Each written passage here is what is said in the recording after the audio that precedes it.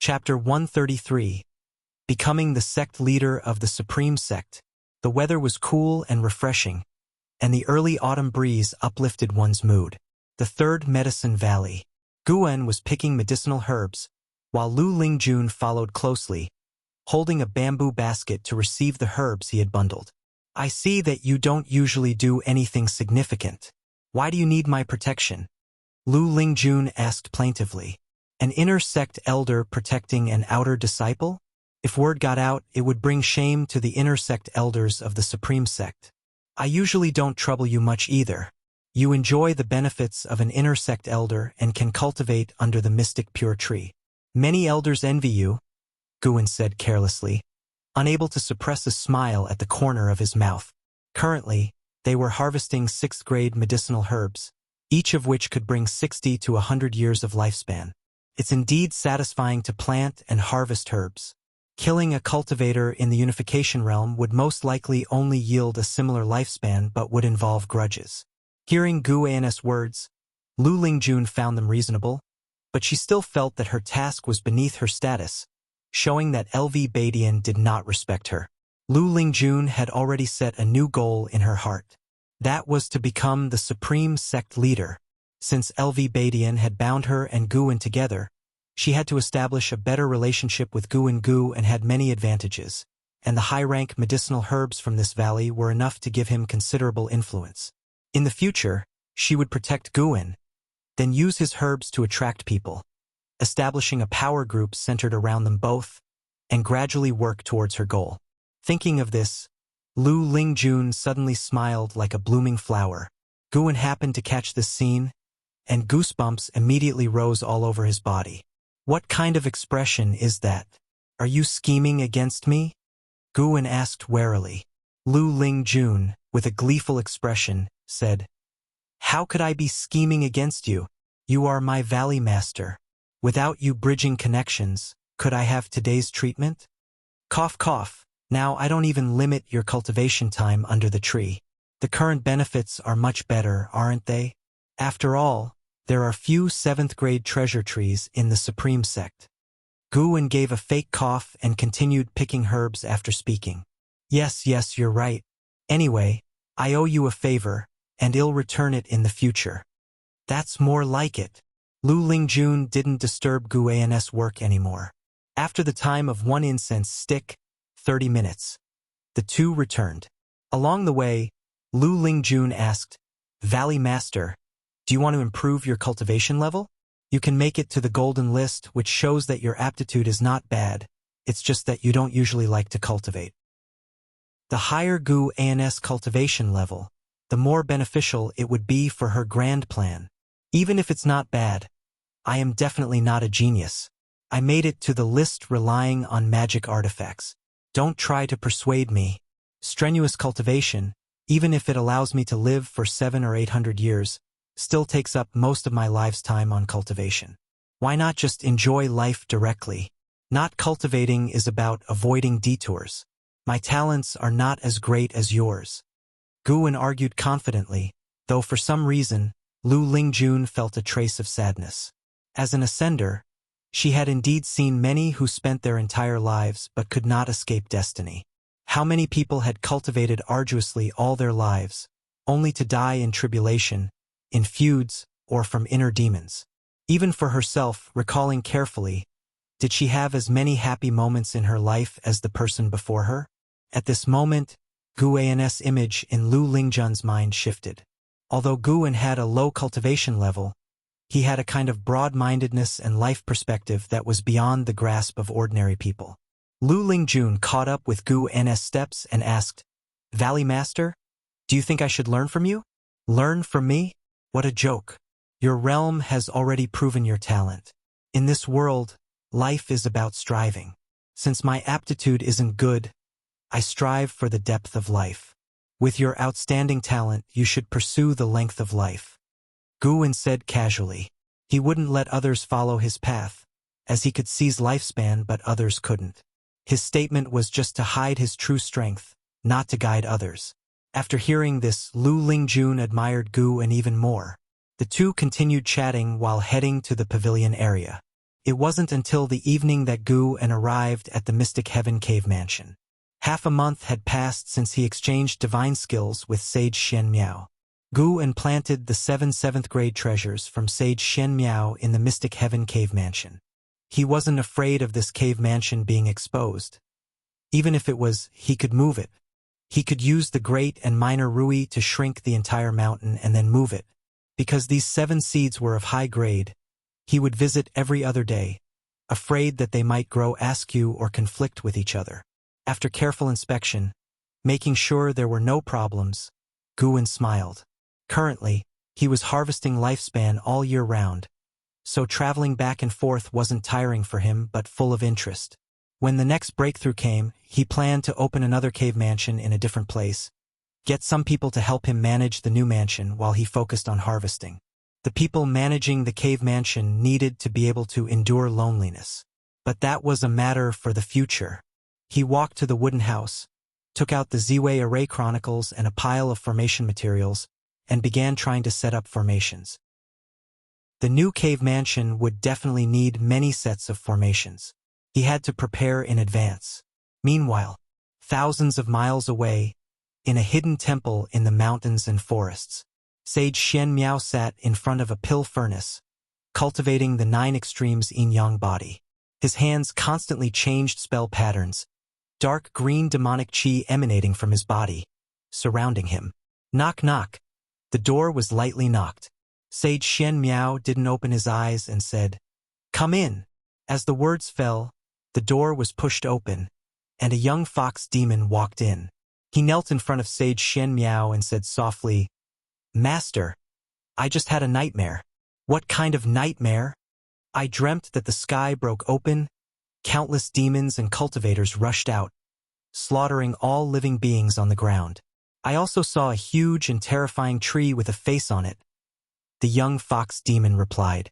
As he spoke, he couldn't help but tremble, unsure if it was out of fear or from the cold wind blowing in from outside. Sage Shen Miao opened his eyes. The surrounding demonic qi dissipated. He took out a compass and began to cast a spell to deduce. The young fox demon watched intently, very curious about the compass in his master's hand. The compass emitted light, small starlights rising. Sage Shen Miao raised another hand and pointed at the young fox demon's forehead. The young fox demon was immediately immobilized, his eyes wide open, glancing upward. Sage Shen Miao's finger drew out strands of light from the fox demon's forehead, then channeled them into the starlight on the compass. Boom! A wave of energy burst from the compass, followed by the starlights exploding, forming a scene. Exactly the dream the young fox demon had described. In the vision, the sky was continuously torn apart. Black cracks spread over the forest.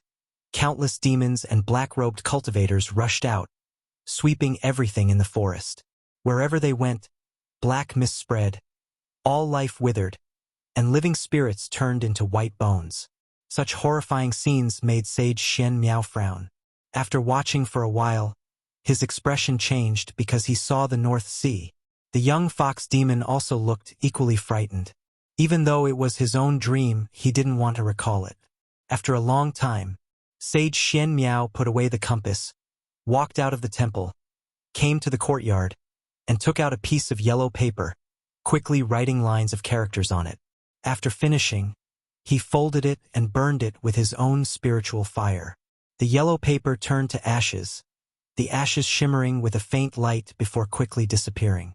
The young fox demon asked from behind, "Master, what are you doing?" "I am sending a message to the sect." "Is it the 3 Pure Ones mountain you often mentioned?" "That's right. Master, when can you take me to the 3 Pure Ones mountain?" "Cultivate well. Outer disciples entering the 3 Pure Ones mountain need to undergo numerous tests. Your cultivation level and temperament are not enough yet." Sage Shen Miao answered casually. After thinking for a while, he gave the young fox demon a reminder, then left the temple. Moonlight filtered through the tree branches, illuminating the young fox demon. He watched the direction Sage Shen Miao left, his previously innocent face gradually becoming stern, eyes gleaming with cold light. "Mountain God, In the mystic heaven cave mansion, Guwen put down his brush and talisman paper, his expression serious. Underworld Fox Demon has developed hostility towards you and is apprehensive of your strength. Do you want to cast lifespan detection on them? Apprehensive? What level of hostility does this constitute? Should I kill them? Thinking of the Underworld Fox Demon's maximum lifespan of 14,000 years made him uneasy. Although demons have a much longer maximum lifespan compared to humans of the same realm, anyone who lives beyond 10,000 years is a formidable great demon. Guwen looked up, using his divine sense to see Sage Shen Miao approaching him. Better to meet Sage Shen Miao first. After the time of one incense stick, Sage Shen Miao arrived in the forest. He knelt on the ground and called out loudly, "Pindao has matters to seek audience with the mountain god." As the words fell, the mountain god appeared out of nowhere on a branch not far away, without any indication, making Sage Shen Miao secretly admire the mountain god's vast divine skills. Before Guwen could speak, Sage Shen Miao took out the compass, casting spells and explaining his disciple's dream. Once the compass reenacted the dream, Sage Shen Miao continued, "The North Sea appeared in the dream, which might signify a calamity for the North Sea." Guwen silently thought it was troublesome. It's again the ephemera sect. The tree in the dream was the ephemera tree, indicating that the ephemera sect main lineage was preparing to launch a full-scale attack on the Nine Dynasties region. How many ephemera trees are there? Guwen felt an urge to eradicate the ephemera sect completely to avoid them disrupting his farming. However, before that, Guwen planned to give the Underworld Fox Demon a bit of trouble. Your disciple is not simple. Whether it is a blessing or a curse, it is hard to say, Guwen said leisurely. Upon hearing this, Sage Shen Miao's expression changed dramatically. It seemed he remembered something, and cold sweat began to form on his forehead. This reaction surprised Guwen. Does my word carry that much weight? Sage Shen Miao remembered what his master had said to him. Shen Miao, you will face 9 tribulations in your life. Each tribulation is a life or death situation, stemming from your interactions with the secular world. You can't avoid them, you can't escape them.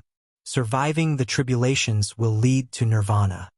He looked at Guwen again, his eyes filled with respect.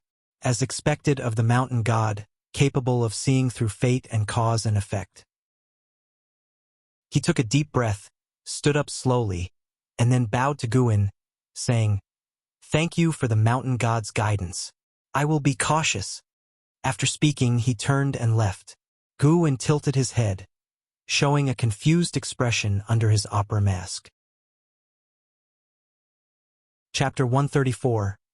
9 Nether Domain, Chaos in the World. After returning to the Mystic Heaven Cave Mansion, Guwen lost interest in practicing formations. He began watching the scene with his divine sense following Sage Shen Miao. When Sage Shen Miao returned to the Taoist temple, he indeed clashed with the Underworld Fox Demon. The night sky timely poured down with heavy rain, causing the world to become noisy. In the rainy night, Sage Shen Miao held a treasure sword, questioning the Underworld Fox Demon about its origins. The Underworld Fox Demon was terrified and said he had been injured previously, forgetting his origins, and would have died under the claws of a demon if not for his master's rescue. Under the rainy night, the master and disciple had an intense conflict. After arguing for a while, Sage Shen Miao, muttering about breaking the tribulation, acted as if possessed and raised his sword to cut down the Underworld Fox Demon. The Underworld Fox Demon, frightened, fled in panic, pleading for mercy, but it did not awaken any pity in Sage Shen Miao. From Sage Shen Miao, Guwen sensed a trace of demonic qi. He could not tell if this guy was inherently demonic or if it was the result of practicing the 9 extremes yin-yang body. Eventually, the Underworld Fox Demon could no longer act and burst forth with a powerful demonic aura, simultaneously beginning to frantically absorb nature's spiritual energy, quickly coalescing into a terrifying demon shadow, invoking the impression of some summoning spell. The aura of that terrifying demon shadow rivaled the 9th layer of the void-crossing realm. Guwen guessed that it was the Underworld Demon Emperor. Sage Shen Miao at the Divinity Transformation Realm was no match for this demon shadow. At a critical moment, he once again cast the divine-reaching Mystic Gate, summoning a great cultivator from the Mystic Heart Realm. The Mystic Heart Realm Great Cultivator immediately shattered the demon shadow with a squeeze, and the underworld fox demon took the opportunity to escape. At the crucial moment, Sage Xian Miao still relented and allowed the Mystic Heart Realm Great Cultivator to spare the underworld fox demon's life. After the divine-reaching Mystic Gate dissipated, Sage Xian Miao collapsed again, beginning to cough blood madly. It seemed the cost of casting the divine-reaching Mystic Gate was very high. What a vivid and thrilling conflict scene. Gu En's heart was filled with emotion, feeling as though he was reading a novel. The underworld fox demon harbors malice toward you, hating you to the bone. Do you wish to perform a lifespan detection on it? Here it came. Time to work. Gu En got up, stretching his muscles and bones. In the mountain forest, the underworld fox demon hastily fled, looking extremely disheveled under the torrential rain. After escaping for an unknown amount of time, he stopped under a large tree, pressing against a wound on his waist. The rainwater soaked his long hair, and his face twisted with a grim expression. Mountain God, damn it, I was so close to succeeding. The underworld fox demon muttered to himself, eyes full of killing intent. He did not believe in any mountain god. He suspected that person to be some sort of evil spirit. Regardless, whoever dared to ruin his plan to enter the Three Pure Ones mountain would face his revenge. Are you talking about me? A voice suddenly sounded in the underworld fox demon's ear, startling him. He reflexively turned his head, only to see a little figure in white with an opera mask standing on his shoulder. Before he had a chance to react, a terrifying divine sense surged into his soul. Oh, so you're here. When Gu An's divine sense invaded the underworld fox demon's body, he discovered another primordial spirit hidden deep within the underworld fox demon's soul. The underworld demon emperor. This guy was pretty impressive, able to escape the notice of a Mahayana cultivator. But unfortunately, he should not have harbored dark intentions. Gu En began to perform the soul-capturing skill to extract the underworld demon emperor's memories. The memories of the underworld demon emperor were too vast. Finding it bothersome, Gu En only extracted the past 100 years of memories.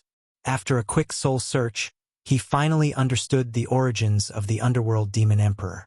The underworld demon emperor came from the Nine Nether Road, a demon who had been hunted by the Ephemera sect for years. 200 years ago, he took advantage of the Ephemera sect opening the Nine Nether Road to escape to the Nine Dynasty land. For 200 years, he wandered the world, visiting many sections. Among all, he believed the Three Pure Ones mountain to be the most formidable, with its profound Taoist sorcery and a history spanning over 10,000 years, making it the oldest sect in the Nine Dynasty land. He attempted to infiltrate it but was discovered just as he stepped foot into the mountain gate and nearly perished, which led him to hold a grudge against the Three Pure Ones mountain. The underworld fox demon was a small fox possessed by the underworld demon emperor, its original soul erased. The possession technique he used was unique and hard to detect. He manifested the scene of the Ephemera sect's attack to force Sage Xian Miao to return to the Three Pure Ones mountain, avoiding lingering in the North Sea mountain. Unexpectedly, after learning about this, Sage Xian Miao went to find the mountain god. This made the underworld demon emperor hostile toward the mountain god. After Sage Xian Miao returned to confront him, and after a series of battles, his hostility turned into killing intent. The whole event felt somewhat serendipitous, but since the underworld demon emperor developed killing intent toward Gu En could not let him live. An hour later, Gu En retracted his divine sense, then used Tai Ching True Fire to incinerate the underworld fox demon, burning him to ashes and scattering his soul, successfully gaining 93 years of lifespan. He then returned to the Supreme Sect. Back in the Mystic Valley Pavilion, Gu En sat at his desk and took out pen and paper. He first wrote 3 large characters. Nine Nether Domain. Through the underworld demon emperor's memories, Gu En learned that the Nine Nether Road was an independent world called the Nine Nether Domain.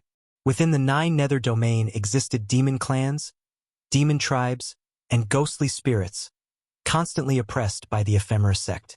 He planned to write the Nine Nether domain into an encyclopedia and later hand it over to the Supreme Sect in another way, making it easier for the Supreme Sect to explore. Autumn leaves covered the Mystic Valley, with over 20 servant disciples sweeping the fallen leaves.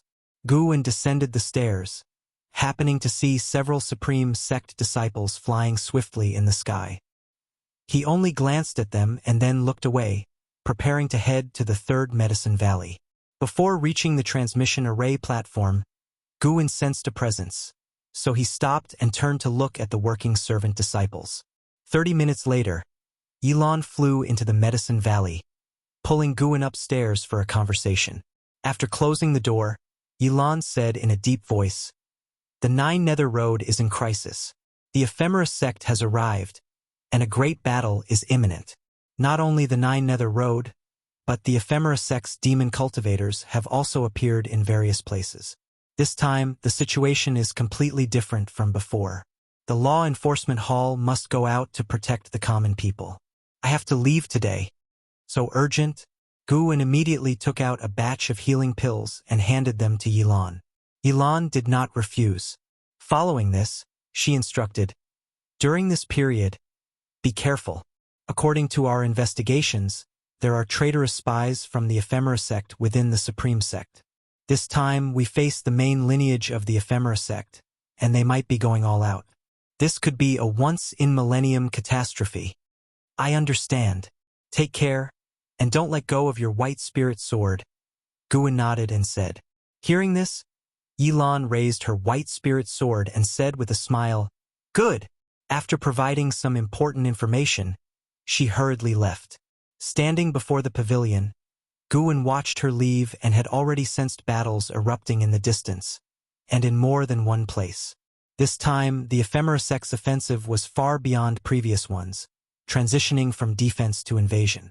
For the time being, Guwen had no intention of intervening, letting the 9 dynasties hold them off to avoid alerting the enemy. His target was to deal with the Mahayana cultivator. Before that, Guwen decided to find a place to break through. Mahayana versus Mahayana. Confidence was needed. Guwen's life had too few combat experiences, while the opponent was certainly a 1,000-year-old monster. He was not adept at life and death struggles. He was skilled at crushing enemies. He needed to find a suitable place. It could not be the North Sea Mountain anymore. The Mystic Heaven Cave Mansion was there, and he could not damage the spiritual ecosystem. After considering, Guwen headed to the Third Medicine Valley, and then to the Inner Sect. With the Valley Master token from the Third Medicine Valley, he could freely enter the Inner Sect. An hour later, Guwen stepped into the Inner Sect city. After several months, the atmosphere in the Inner Sect city was very tense, with cultivators hurrying to and fro. He heard disciples around discussing the ephemera sect's attack. The news had already been made public in the 4 major Inner Sect cities. From their discussions, Guwen learned that not only was the Taizong dynasty attacked by the ephemera sect, but the other 8 dynasties were also under attack. It was said that more than half of the second batch of disciples sent to the Nine Nether Road had died or been injured, and even an elder had perished in the Nine Nether Road. The situation sounded urgent, and even Guwen felt affected.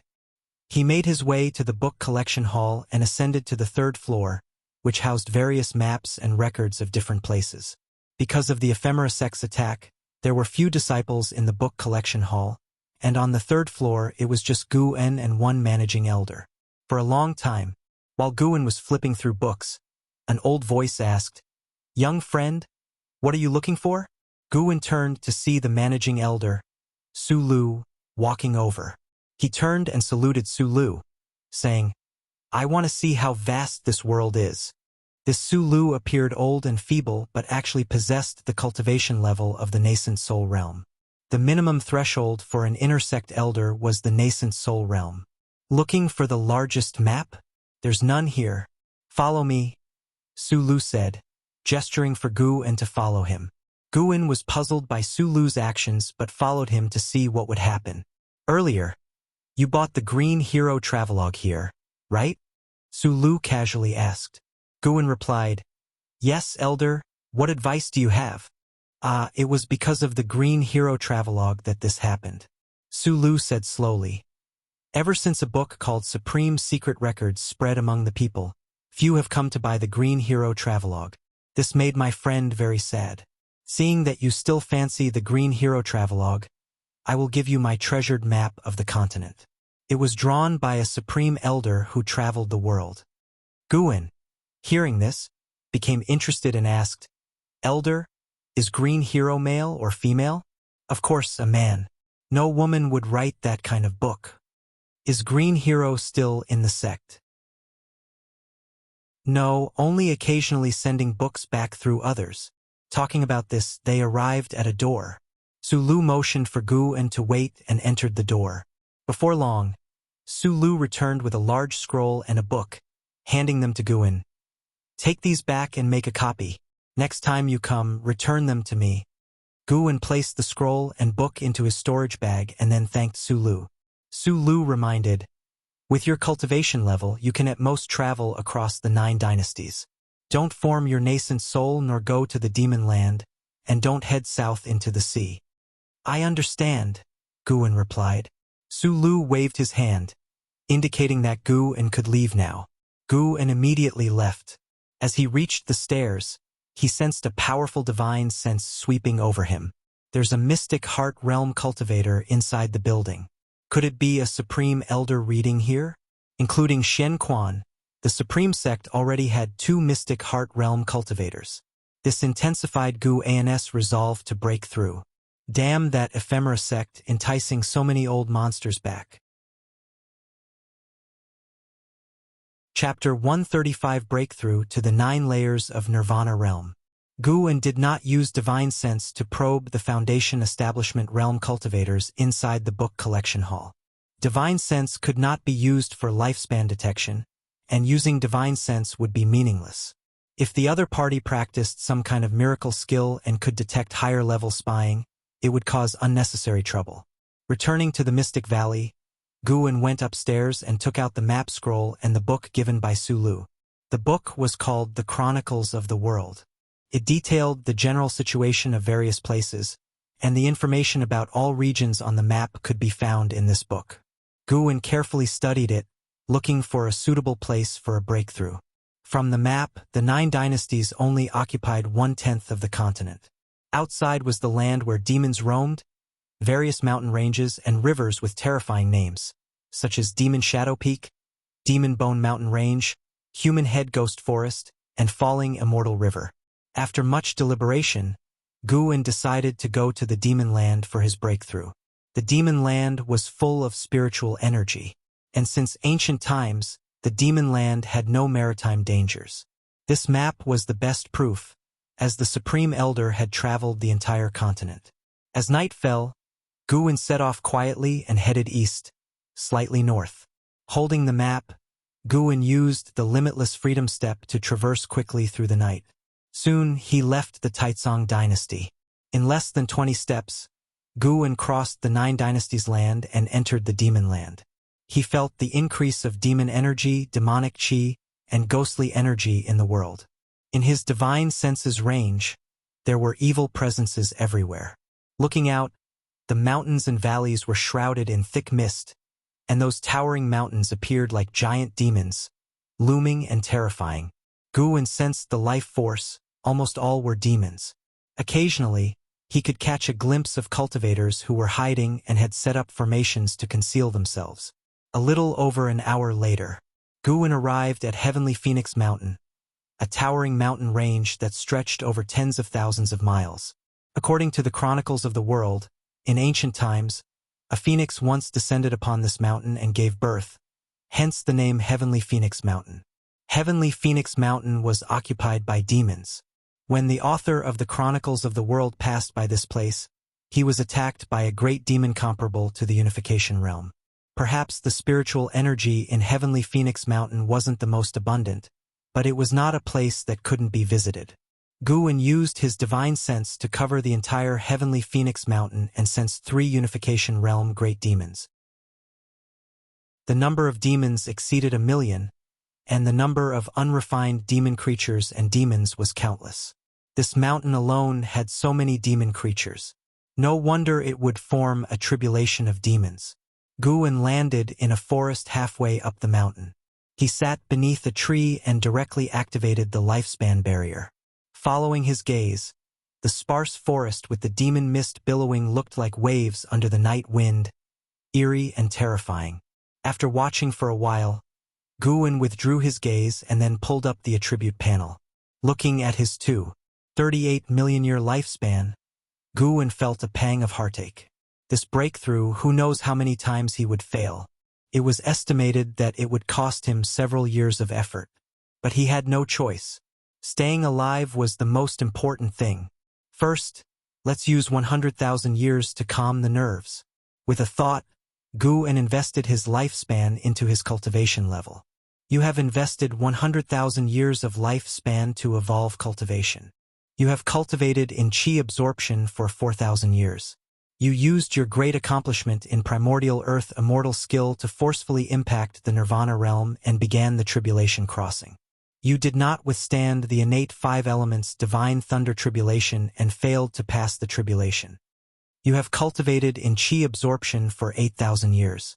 You used your great accomplishment in primordial earth immortal skill to forcefully impact the nirvana realm and began the tribulation crossing. You did not withstand the innate 5 elements divine thunder tribulation and failed to pass the tribulation. Good grief! 4,000 years for each tribulation crossing? No wonder the nirvana realm was the first major obstacle of the immortal path 9 tribulations. As the notifications came quickly, Guwen's expression did not change. 100,000 years of lifespan went to waste. Let's do another 100,000 years. The evolution cultivation began again. Guwen raised his eyebrows slightly. All failed. Try another 100,000 years. Guwen refused to give up. As he started the third 100,000 years, his expression gradually turned sour. All failed. Guwen's face darkened as he invested the fourth 100,000 years. The continuous failure notifications irritated his mind. Fortunately, this time it succeeded. Seeing the success notification, the gloom in his heart was swept away, and a smile appeared on his face. You have cultivated in chi absorption for 74,000 years. You used your great accomplishment in primordial earth immortal skill to forcefully impact the nirvana realm and began the tribulation crossing. You withstood the innate 5 elements divine thunder tribulation and succeeded, breaking through to the first layer of the nirvana realm. You have cultivated in chi absorption for 77,000 years. Your cultivation level rose to the second layer of the nirvana realm. You have cultivated in chi absorption for 80,000 years. Your cultivation level rose to the third layer of the nirvana realm. You have cultivated in chi absorption for 83,000 years. Your cultivation level rose to the fourth layer of the nirvana realm. You have cultivated in chi absorption for 98,000 years. Your cultivation level rose to the 8th layer of the nirvana realm. Nirvana realm 8th layer.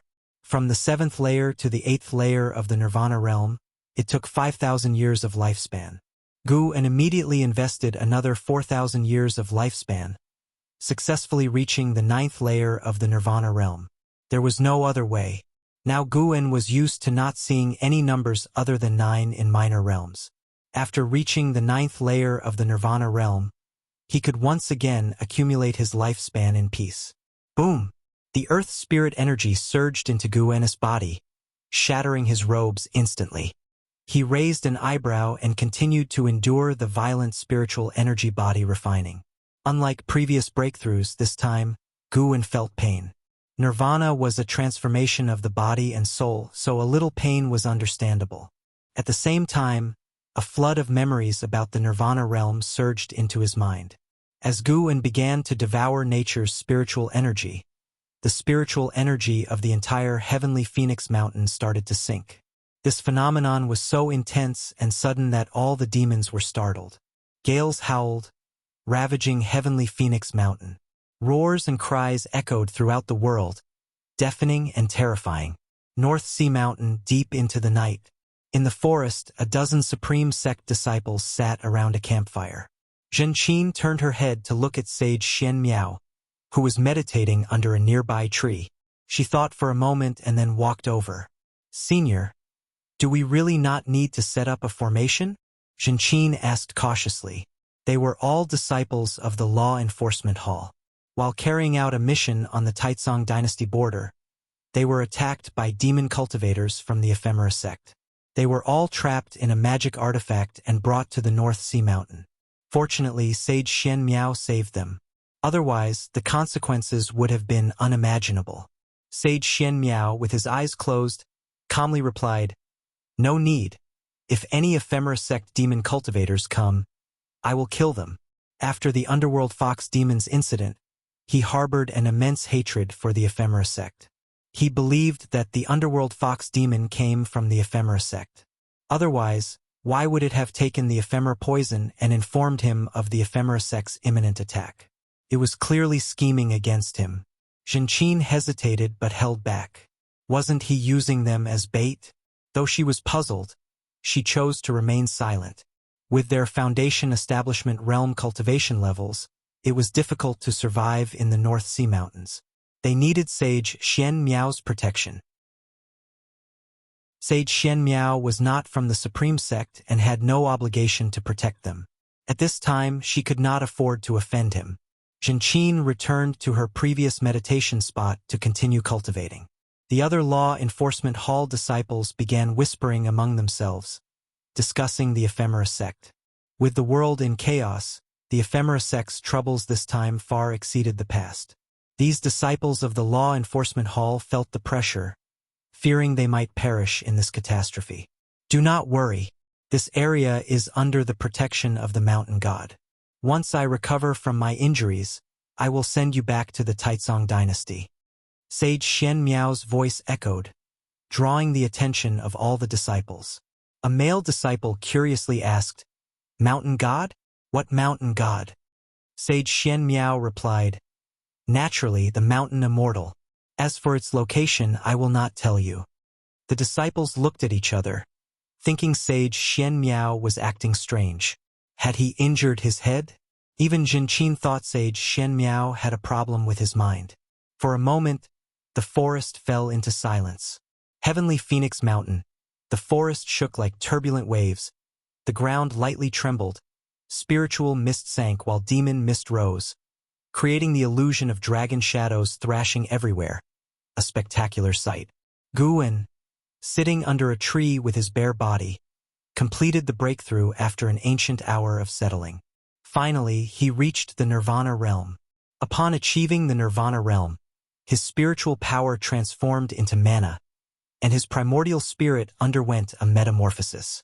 Guwen's mystic heart was already covered in runes, about to hatch his own unique divine skill. He had an idea to create a divine skill based on his cultivation technique. His absorption of nature's spiritual energy did not slow down and continued. It would take some time to reach the 9th layer of the Nirvana realm. He opened his eyes, frowning. A demon was flying towards his forest location, currently 100 miles away. If the demon did not change its direction, it would likely intrude on his lifespan barrier. "Hope the heavens bless you. If you intrude, even if you and I have no enmity, you will die." Guwen thought silently, then closed his eyes. He disliked unnecessary killing.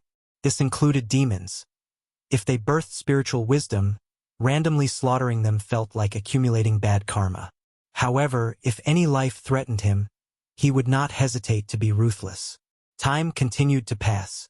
Another ancient hour went by. Guwen's cultivation had reached the 6th layer of the Nirvana realm. The howling winds began to weaken, not because his spirit energy absorption had slowed, but because the spiritual energy of Heavenly Phoenix Mountain was nearly exhausted. Now, the lifespan barrier was drawing in spirit energy from more distant regions. A few miles away, on a hillside, a red figure was advancing. The demon mist in the sky dispersed, revealing the bright moon. Under the moonlight, a red-clothed woman moved forward with disheveled hair, barefoot, and staggering as if she might collapse at any moment. Her long hair was a mess, with some strands stuck to her face by blood, only revealing her bright eyes. Her gaze was downcast, looking extremely weak. I can't fall down. I need to rest in the forest ahead, the red-clothed woman murmured to herself, her vision blurring. She wobbled forward, taking half an hour to cover the few miles. Once she entered the forest, she collapsed into a patch of grass, unable to get up again. She was now less than 100 yards from Gu An's lifespan barrier. Chapter 136 The First Step on the Immortal Path. I am the true immortal of the mortal world. Guin looked up at the woman in red, able to sense the dense demonic energy emanating from her.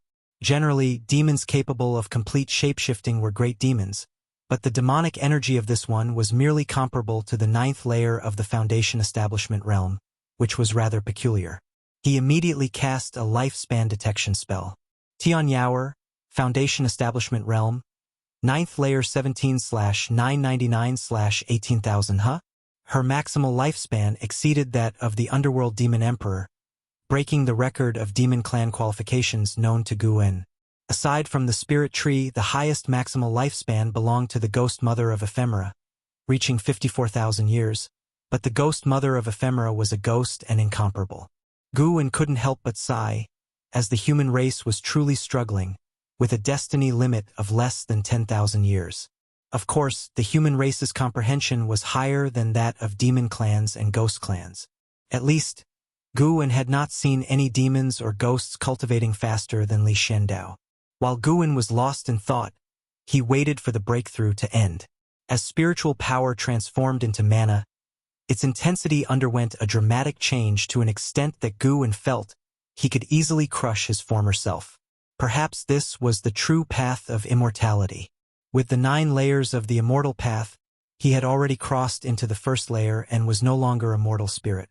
Unfortunately, unlike other cultivators, breaking through did not extend his lifespan, perhaps because of his unusual situation. Having not experienced a real heavenly tribulation, his lifespan could only be seized but not increased through breakthroughs. Nevertheless, this wasn't much of a problem, as his speed in seizing lifespans was already fast enough. Once the lifespan barrier ceased absorbing the spiritual energy of Heavenly Phoenix Mountain, the entire mountain fell into a silent and oppressive state. Guin sensed that the majority of demon creatures were fleeing from Heavenly Phoenix Mountain, as such phenomena signified calamity in their eyes. Time flew by. When Gu An's cultivation level reached the 9th layer of the Nirvana realm, he was immersed in a profound sensation. He slowly opened his eyes and examined the consumption of the lifespan barrier. This breakthrough had consumed nearly 50,000 years of lifespan. In total, he had consumed 454,000 years of lifespan to reach the 9th layer of the Nirvana realm. He still had 1,920,000 years of lifespan left, not counting the fractions. Not bad. Guin stood up and took out a black robe. While dressing, he glanced at Tianyaoer in the distance. Now he could see things invisible to certain living beings. He observed a trace of gray aura on Tianyaoer and, as his divine sense probed into the gray aura, he saw scenes from Tianyaoer's past. Was this the legendary karma? Guin began to glimpse into Tianyaoer's past, so he did not immediately dispel the lifespan barrier. After the breakthrough, the consumption of the lifespan barrier significantly slowed down, and leaving it active a bit longer wouldn't cause much loss. After dressing, Guin dispelled the lifespan barrier and walked towards Tianyaoer. His insight into karma wasn't very strong, only allowing him to explore the karma of the past decade for Tianyaoer, unable to deduce the future. Glimpsing the karma of the past decade was already quite impressive. In just a few breaths, the past decade of Tianyaoer's life unfolded before his eyes. Guin approached Tianyaoer, bent down to embrace the unconscious Tianyaoer, and then walked out of the forest. The moonlight bathed them, stretching their shadows far behind. Tianyaoer had a nightmare, dreaming that she was surrounded by a group of demons who wanted to tear her apart and boil her into soup to offer to the demon mother. She jolted awake, sitting up from the ground, gasping for air. Instinctively glancing around, she found herself in a cave. Her eyes were drawn to the fire, where a figure sat meditating beside it, causing her to shrink back and press against the wall in fear. "You?"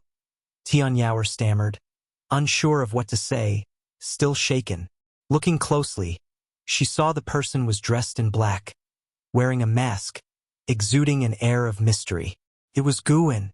At that moment, Guwen was deeply immersed in the overwhelming power of the Nirvana realm. His divine sense covered vast lands, even allowing him to see the entirety of the 9 dynasties' territories from heavenly Phoenix Mountain, a sensation he found utterly fascinating. Was this the realm of immortal path? Guwen felt like a true immortal of the mortal world, omnipotent. Tianyao's gaze shifted to a bottle of elixirs on the ground. After a moment of hesitation, she stepped forward carefully, picked up the bottle, and opened it. The fragrance of the elixirs made her eyes light up, and she immediately poured the elixirs into her mouth. After swallowing the elixirs, she felt her energy recover significantly, an indescribable sensation washing over her. She felt refreshed and invigorated. Noticing that the wounds on her body had already scabbed over, she shrank back again, curling up against the cave wall, covering her mud-caked feet with the hem of her dress. After calming down, she realized it was the black-clad individual who saved her. She curiously studied Guwen, finding his aura unfamiliar. Since breaking out of her shell, she had not encountered any cultivators of the human race. She had been raised by the demon mother since childhood, and the red dress she wore was also passed down from the demon mother. After a while, Guwen withdrew his divine sense and slowly opened his eyes. He turned his head to look, the eyes revealed by the mask meeting Tianyao's, making her pause and then snap back to alertness. "Thank you for saving me, Senior," Tianyao said timidly, like a small kitten. Guwen asked, "What are your plans now?" From his earlier glimpses, Guwen knew Tianyao was a demon nurtured by a demon king of the unification realm. There were other demons in that cage, all very young, capable of shape-shifting at a young age, indicating their extraordinary qualifications. Due to the sudden depletion of spiritual energy, the demons believed a disaster was imminent and thus migrated. During their migration, they encountered a great demon, resulting in a battle. Amidst the chaos, Tianyao escaped. Subsequently, she fled all the way to Guwen. Perhaps due to their shared lack of parents, Guwen felt a tinge of sympathy for Tianyao and did not leave immediately. Tianyao hesitated, unsure how to respond, feeling lost. "I'll give you 2 options. 1, I take you out of heavenly Phoenix Mountain to a distant place for you to survive. 2, you serve me from now on. In return, I will ensure your safety." Guwen's voice resonated, and upon hearing it, Tianyao showed signs of internal conflict in her eyes. Tianyao gritted her teeth and asked, "Can you avenge me? My parents were killed by the demon mother. If you can avenge me, I'll follow you forever. The Heaven Phoenix demon mother is too powerful. I'm not her opponent, but I can teach you cultivation techniques. You can avenge your own parents in the future," Guwen replied. The Heaven Phoenix demon mother was in the unification realm, certainly not someone Guwen could defeat at present, but he didn't want to reveal his full strength. From Tianyao's memories, there were hints that the Heaven Phoenix demon mother had lived for thousands of years. Killing her would likely only yield a 2-digit lifespan gain, not worth exposing his cultivation level. Even though Guwen intended for Tianyao to manage his new cave mansion, he preferred not to reveal his true power. One must always hold something back. Currently, he was only in the first realm of the immortal path, far from being invincible. What if someone traveled through time in the future to kill him? He wanted to ensure that no one would ever know when he truly became powerful. Tianyao showed a look of disappointment in her eyes, but after reconsidering, it made sense. She had never heard of anyone mightier than the Heaven Phoenix demon mother. She cautiously asked, "If I follow you and cultivate, will I have a chance to avenge them?" "You'll at least have a better chance, won't you?" "All right, I'll follow you." Immediately, Guwen waved his sleeve, and the vacant ground behind him suddenly collapsed, soon filling with water to form a pool. "Go wash up," Guwen said, standing up and heading towards the cave's entrance. Tianyao hurriedly got up and nervously asked, "Where are you going?" just to take a look outside. I'll come back after you're done. Guan responded without stopping, merely waving his hand. Tian Yaoer watched his retreating figure, hesitating to say more. For some reason, Guan's attitude made her feel more favorable towards him.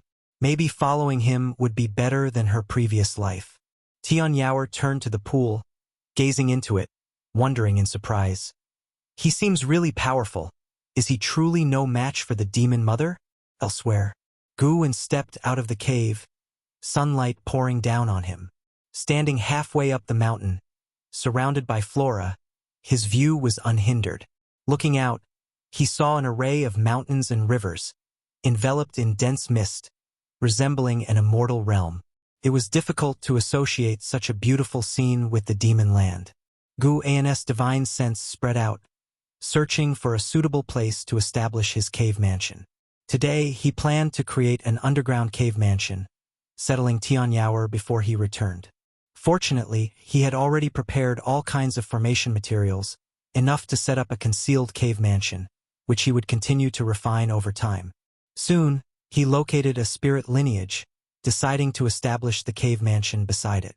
Leaving behind a yin-yang clone, his true self disappeared into thin air. Half an hour later, Tian Yaoer crouched by the fire, hugging her knees. Firelight illuminated her delicate face as she stared into the flames, lost in thought. When she heard footsteps from the cave's passage, she snapped out of her daze and quickly stood up. Moments later, Guan entered the cave chamber. Seeing the cleaned-up Tian Yaoer, he felt satisfied internally. She looked pleasing enough to manage the cave mansion, serving as an eye-pleaser. With a wave of his sleeve, a breeze blew towards Tian Yaoer, causing her long hair to flutter and her clothes to swell, compelling Guan to avert his gaze. Tian Yaoer felt her hair suddenly fluff up, her clothes drying, and all traces of moisture on her body disappearing. Guan raised his hand, beckoning her into the air, grabbing her shoulder, and the two vanished from the cave. Tian Yaoer felt as if the world was spinning, an uncomfortable sensation preventing her from opening her eyes, with her divine sense unable to extend, prompting her to instinctively grab Guan's belt tightly. Soon, she felt her feet touch the ground, the discomfort dissipating. She opened her eyes, and her eyes widened in disbelief. They had arrived in a vast underground space, similar in size to the Mystic Heaven Cave Mansion, with various spirit stones encrusted on the walls, glowing and imbuing the air with dense spiritual energy, making Tian Yaoer feel at ease. This cave mansion was personally carved out by Guan, appearing as though naturally formed, with an environment that seemed crafted by supernatural forces. From now on, you'll live here. Rest and recover first, don't go outside. This is still Heavenly Phoenix Mountain. If you get bored, you can read these books. Guan produced books like Investiture of the Gods and Supreme Immortal Venerable from his sleeve and placed them on the ground. With that, he disappeared into thin air. Tian Yaoer crouched down and picked up a copy of Investiture of the Gods. Flipping it open, her face full of confusion. She was illiterate. Chapter 137. Is there an immortal in this world? The third Medicine Valley, where the autumn wind swayed gently. Guan walked out of the transmission array platform and headed towards a distant garden area. Although he had just broken through, he hadn't forgotten the ripening times of the flowers and plants in each garden. Before he had taken a few steps, Lu Lingjun quickly approached him and said, "Valley Master, let me accompany you in harvesting." Guan nodded, having no objections.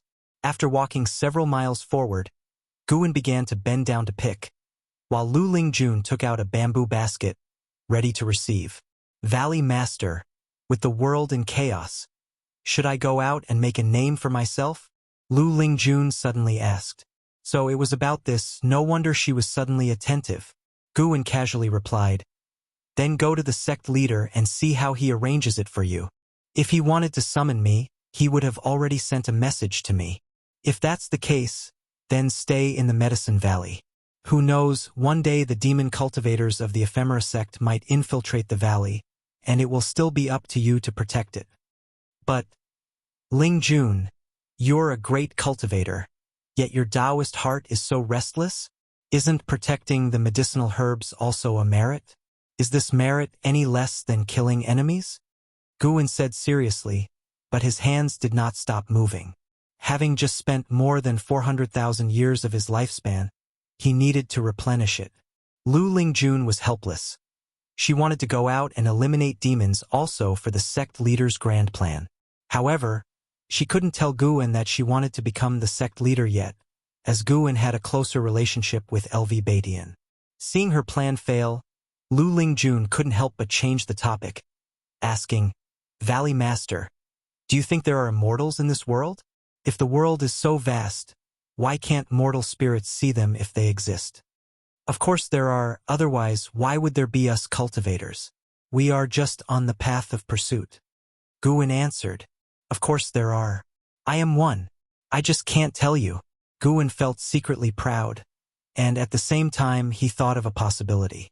Could it be that immortals are hiding in the mortal world, and previously his divine sense couldn't detect them? Or perhaps the immortals are on the other side of the ocean, separated from mortals?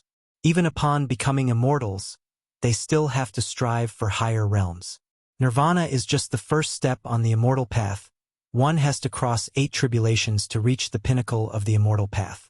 What lies beyond the immortal path? For a while, Guwen was lost in infinite reverie. Although his mind was fluttering, it did not affect his picking of herbs. In the place where I was born, there were no immortals. Cultivators, upon reaching a high realm, could only pursue shattering the void. We believe that immortals are hidden in realms that mortal spirits cannot reach. Lu Lingjun continued, a sad expression appearing on her face. After ascending, she suddenly felt no different from before, still rolling in the red dust. Only this red dust was more vast, and the immortal path remained distant. Guwen listened, occasionally echoing a phrase. An hour later, the two of them returned to the pavilion area and then parted ways. Guwen walked towards the mystic pure tree, seeing from afar that Xiaochuan was squatting on the ground, observing the white spirit rat sleeping under the tree.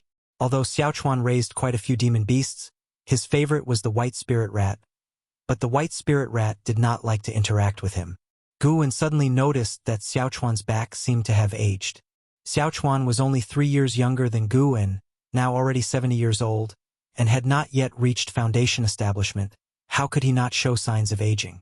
Guwen had once given Xiaochuan a youth-preserving pill, but it could only keep his appearance youthful. Xiaochuan's demeanor and mindset had begun to age. This made Guwen feel a bit trance-like. 100 years from now, Xiaochuan would leave him. Xiaochuan didn't like to practice, and Guwen couldn't force him. Fortunately, even if Xiaochuan couldn't achieve much in immortal cultivation, he still led a happy life. This life was without regrets thanks to Guwen. Guwen came up behind Xiaochuan and asked with a smile, Xiaochuan, what are you looking at? If you want to hold it, just pick it up. Xiaochuan looked up, helplessly saying, It has a bad temper.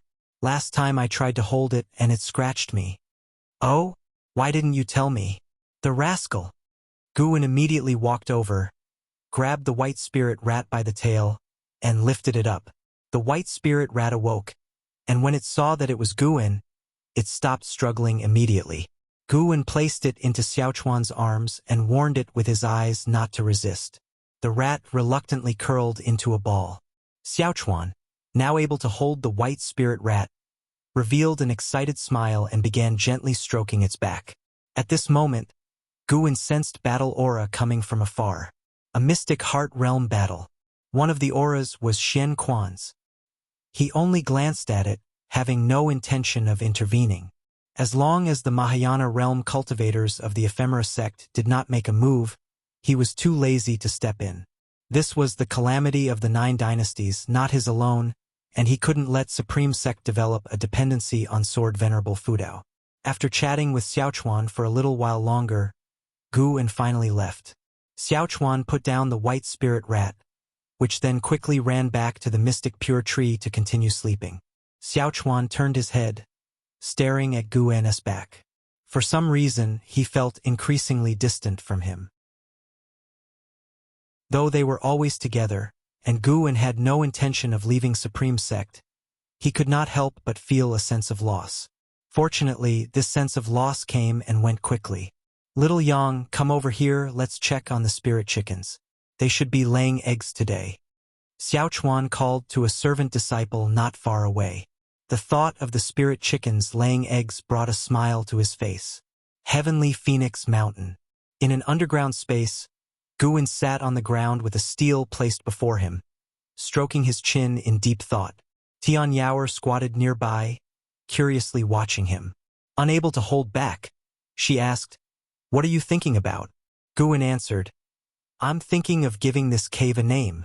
He suddenly thought of something, looked at Tian Yaoer and said, "If I let you name it, what would you call it?" She tilted her head, thought for a while and said, "How about Heavenly Phoenix's little nest?" Guwen closed his eyes again, not bothering to respond. Tian Yaoer pouted, raised her hands like claws, and made a playful scratching motion towards Guwen, sticking her tongue out as if she wanted to scratch him. After another 30 minutes, Guwen stood up, startling Tian Yaoer, who quickly followed suit, her eyes wide as she watched him. Guwen raised his right hand, extended 2 fingers and pointed at the steel, moving his fingers through the air. Tian Yaoer looked down and saw a faint strength energy fall on the steel, carving for characters. Nianchu Cave. Nianchu, meaning to remember one's initial aspiration. Guwen feared he might become arrogant in the future. Today's conversation with Xiaochuan made him feel many emotions about life. Nianchu also represented his hope to remember the first group of people he met when he embarked on the immortal path. After carving, Guwen picked up the steel and walked towards a distant place.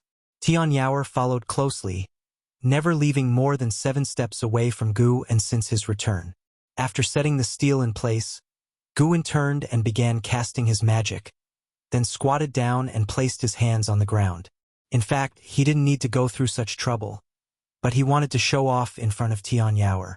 With his mana flowing into the soil, the barren ground began to sprout weeds, covering the entire area of Nianchu Cave in no more than 3 breaths, leaving Tian Yaoer wide-eyed. This was Guwen's mystic heart divine power, which he called All Things Divine Presence. All Things Divine Presence wasn't limited to this ability. He could use mana to conjure flowers, grass, and trees within the range of his divine sense. The conjured plants contained his mana, providing him with vision. The uses were endless, and the summoning speed was incredibly fast, suitable for use as a lethal attack. With a wave of his hand, Guwen could easily summon a 10,000-foot wall of trees. He wasn't sure of the ultimate limits of this power yet. Just thinking about it excited him. Additionally, this divine power could also accelerate the growth of plants. Today, Guwen wanted to conduct an experiment, to see if speeding up the growth process of medicinal herbs affected their lifespan. He took out a seed and buried it in the soil. Tian Yaoer, already bewildered, watched the greens spread across the ground, doubting Guwen's claim, as she had never seen the demon mother use such methods. Half an hour later, Guwen looked at the fresh second-tier spirit grass in his hand and sighed. Forcing growth indeed diminished the lifespan. By hastening the second-tier spirit grass to maturity within half an hour, the lifespan was lost. According to his lifespan detection, this second-tier spirit grass was approaching its end, but the detection couldn't show the number of months left, making it hard for him to judge directly. It seemed he still needed to farm patiently. Guwen cursed his greed inwardly. His ability to seize lifespans was already very exaggerated, yet he wanted it faster. He stood up, and likewise, Tian Yaoer followed, mimicking him. "Don't you have anything to do?" Guwen couldn't help but ask. Tian Yaoer blinked and asked, "Like what? Aren't you seeking revenge? Shouldn't you be cultivating?" "How should I cultivate? You haven't taught me the cultivation technique yet," Tian Yaoer answered, feeling wronged. Admittedly, her grievances were rather endearing. Guwen cursed inwardly and then asked, "How did you improve your cultivation level?" He had seen Tian Yaoer's past, but only for 10 years. Since her early years, she had been kept by the Heaven Phoenix demon mother, occasionally fed various elixirs and medicinal broths. He had thought she had been given the technique of immortal cultivation during her childhood. I don't know, it just happened, Tian Yaoer replied. Guwen thought for a moment, realizing this might be a good thing, preventing her from abandoning her cultivation to start anew. Subsequently, Guwen began teaching the primordial earth immortal skill to Tian Yaoer. She truly didn't understand cultivation at all, requiring Guwen to explain some basic cultivation principles.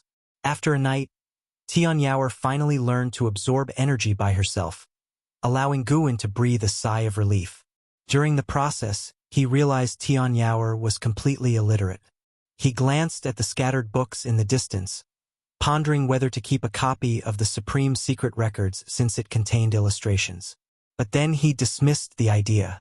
Too disgraceful. He couldn't let an ignorant demoness see such books. If Tian Yaoer developed bad thoughts later, it would affect his cultivation here. It was all Xinzhen's fault, making Guwen's thoughts increasingly impure. Some books deserve to be banned for a reason. Chapter 138 The Mountain God Descends. Punishment. The autumn wind was desolate. In the mountains and forests, Jinqin and others followed Sage Xian Miao forward. Sage Xian Miao walked at the front, leaving a trail of blood behind him, which made everyone behind him worry greatly. They knew that comforting him was futile. They could only try their best not to disturb him. Boom! A deafening explosion came from afar. The fierce wind roared, toppling trees. Everyone hurriedly mobilized their spiritual power to resist the gusts.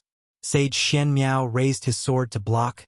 His cultivation level in the divinity transformation realm withstood most of the pressure. He couldn't help but spit out a mouthful of blood, which made the disciples of the Supreme Sect's Law Enforcement Hall behind him sweat for him. After a few breaths, the wind stopped, and Sage Xian Miao followed suit, half kneeling, stabilizing himself by leaning on his sword. The surrounding forest was almost entirely toppled, with leaves and debris flying around messily. Zhenqin and the others rushed forward, concerned about Sage Xian Miao's safety. Ever since Sage Xian Miao had saved them, they had been fighting almost every day, which left his injuries no chance to recover, only worsening them further. Sage Xian Miao lifted his head, his pale face full of unwillingness. He gritted his teeth and said, "The enemy is coming. Everyone meditate." Upon hearing this, everyone hurriedly sat down. After spending several days together, they had developed unconditional trust in Sage Xian Miao. Without him, they would have been dead long ago. Sage Xian Miao took a deep breath and said softly, "Call upon the mountain god in your hearts. Pray for the mountain god to save us." He had no other way. His spiritual power was insufficient to cast the divine-reaching mystic gate. He could only think of the mountain god. Although this place was far from the mountain god's domain, he believed the mountain god would be able to sense it. Everyone was astonished upon hearing him. Some disciples even panicked. Not fleeing now, calling for the mountain god? Indeed, the world is in chaos, battles everywhere. Maybe we can escape amid the chaos. Next, we'll take turns carrying you. We will surely escape alive. We can't just sit and wait to die. Is there really a mountain god in this world? If there was, why would the ephemera sect run rampant? The more the disciples spoke, the more agitated they became. They could also feel a powerful aura approaching. Sage Xian Miao said, "We can't escape. They have already locked onto us. Sit quickly, do as I say, and there's still a chance. If we delay and they capture us, we will neither live nor die." Upon hearing this, the disciples could only grit their teeth and sit down. Zhenqin sat among the crowd, closed her eyes, and began calling out to the mountain god in her heart. She did not want to die here. For a moment, everyone sat on the ground, calling the mountain god's name in their hearts. In the inner sect city, Guwen was selecting seeds of high-rank medical herbs in the elixir hall when he suddenly sensed something. His expression turned strange. Mysteriously, it seemed someone was calling him. This feeling was very mysterious. It had never happened before. He extended his divine sense, encompassing the lands of the 9 dynasties, and soon locked onto Sage Shen Miao. It was Sage Shen Miao who was calling him. Although others around Sage Shen Miao were also meditating, Guwen could clearly sense it was only Sage Shen Miao calling him. He couldn't hear Sage Shen Miao's thoughts but could feel his strong desire to see him. Could it be because of his mountain god identity? Guwen was curious. He suspected it was related to the Nirvana realm. He had known Sage Shen Miao for some time and never had this feeling before breaking through. Guwen noticed Jin Qin's presence, as a group of ephemera sect cultivators was approaching them. After hesitating for a moment, Guwen put down the seeds in his hand and turned to walk towards the door. In the mountains of the North Sea, among the fallen trees, Sage Shen Miao, Jin Qin, and others sat in meditation, their eyes tightly closed, as if they were ready to die. A group of black-robed cultivators flew in from the horizon, led by an elder holding a wooden staff. He had a head full of white hair, a face covered in brown spots, and a large python coiled on his shoulders, making him look malevolent and terrifying. He looked down at Sage Shen Miao and said, "Sage Shen Miao, are you surrendering?" He hadn't attacked immediately. According to the information, Sage Shen Miao possessed a divine skill capable of summoning great cultivators. Many of ephemera sect's great cultivators had died by this skill. Sage Shen Miao ignored him, continuing to chant silently in his heart. The elder with the wooden staff scanned the others, his gaze flickering with hesitation. The disciples of the Law Enforcement Hall were extremely tense, most of them sweating on their foreheads. They didn't dare to open their eyes and could only frantically call the mountain god in their hearts, or pray for a miracle. After a while, the elder with the wooden staff snorted coldly. He raised his staff, and in an instant, demonic chi surged from the bottom of the staff, quickly covering the sky for 10 miles around. The disciples of the Supreme Sect's Law Enforcement Hall sensed something and opened their eyes. In their view, it was as if they had suddenly been plunged into night, with the ephemera sect cultivators in the air looking like deathly ghosts, staring down at them. Everyone was extremely tense, their faces filled with despair and fear, including Jin Qin. Sage Shen Miao also opened his eyes, sighed, and looked towards the sky, his gaze becoming calm. Disappointed, a voice entered Sage Shen Miao's ear, making him instinctively turn his head. Immediately, he widened his eyes, full of surprise and joy. Mountain God! Others turned their heads when they heard those words. When their eyes fell on Sage Shen Miao's shoulder, they all widened their eyes.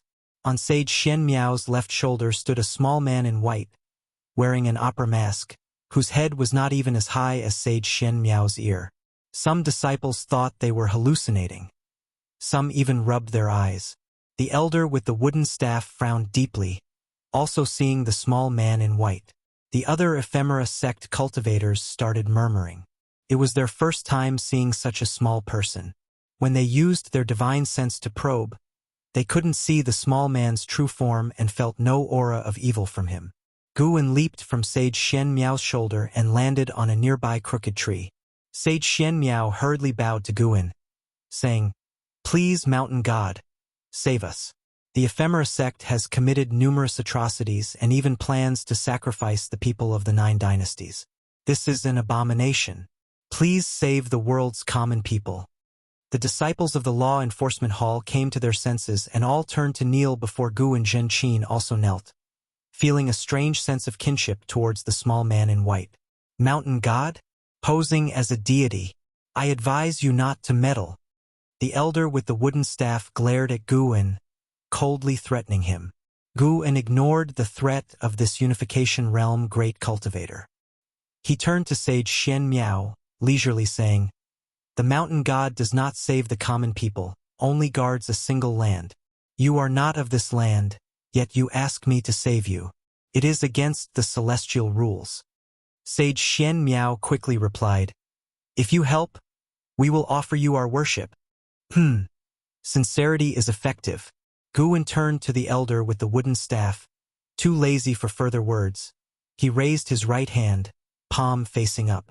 As he raised his hand, the earth trembled violently, astounding everyone. Boom! Boom! Boom! Huge tree roots broke through the ground, rushing toward the sky like a horde of serpents, forcing the elder with the wooden staff to dodge.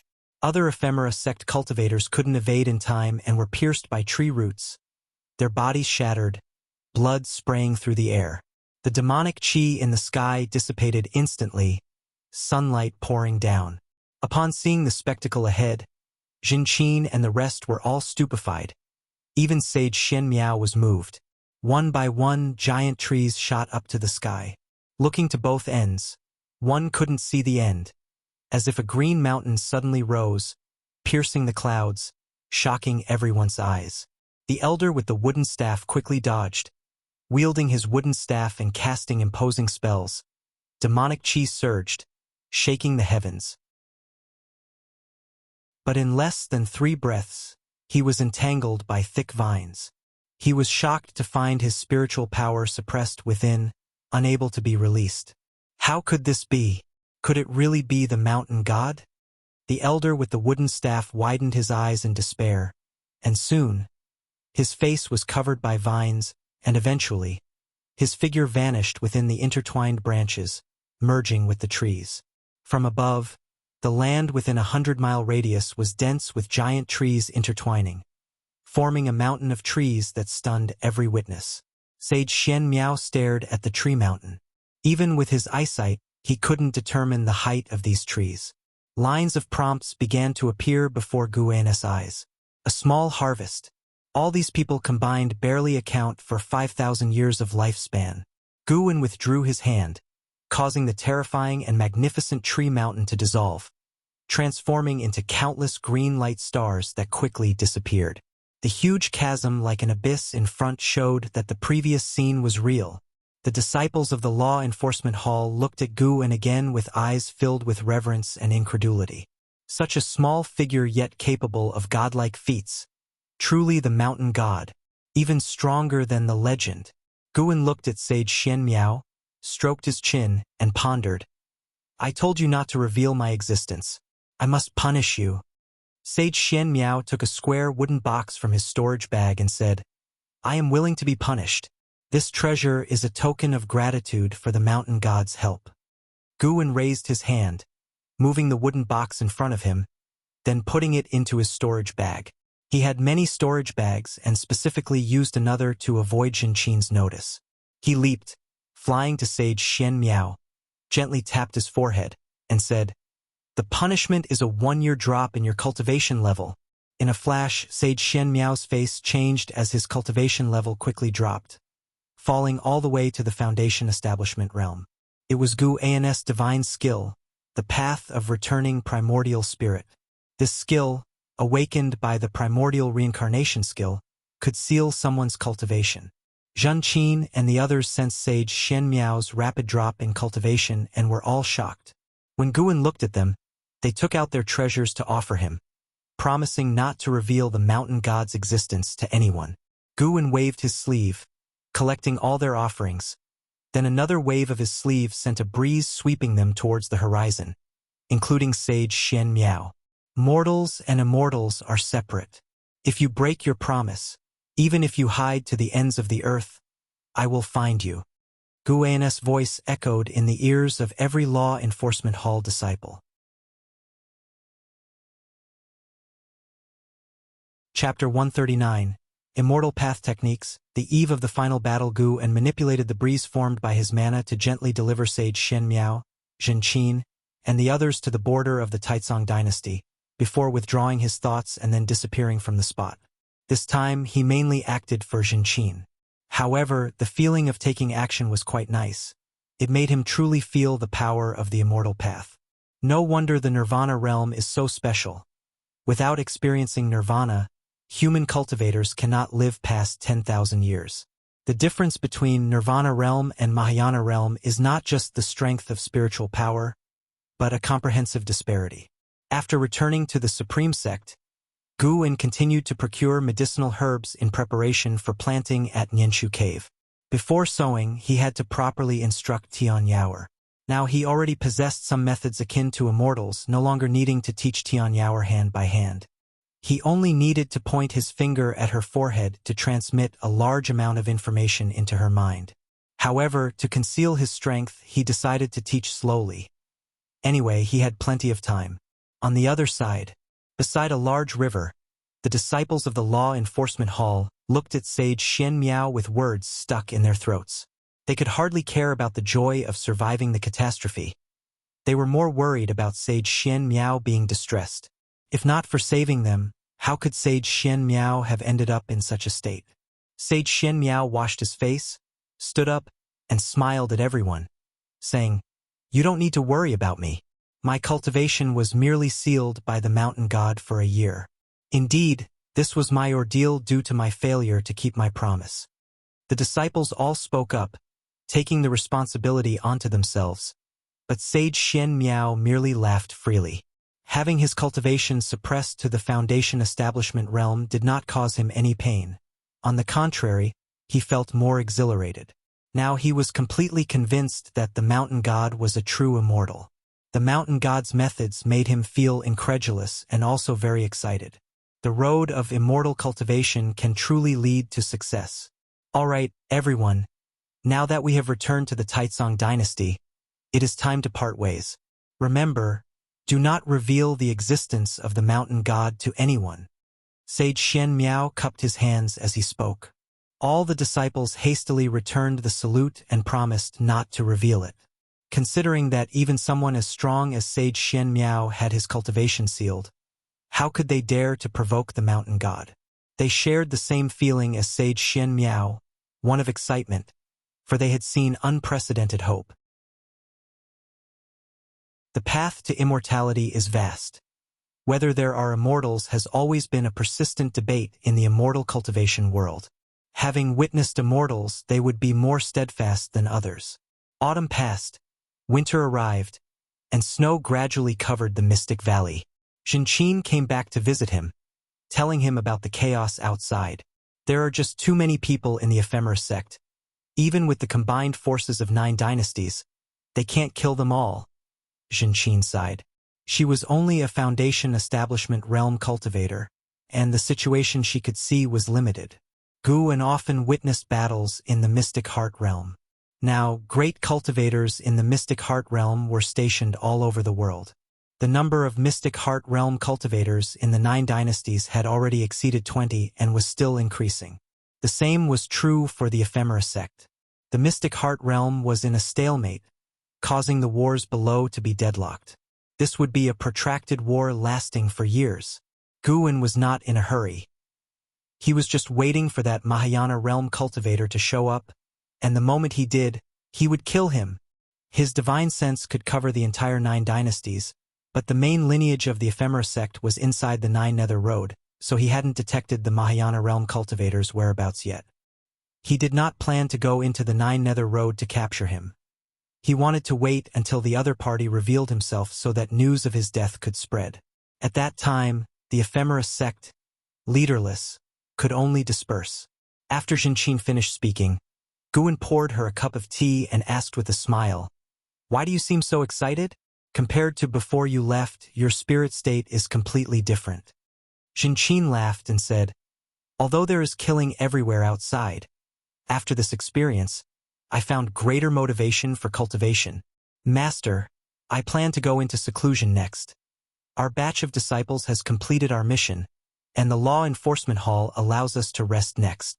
Guan took out a few bottles of elixirs from his storage bag, handed them to her and said, "Cultivate well. In the future, Master will rely on you." Zhenqin did not reject them.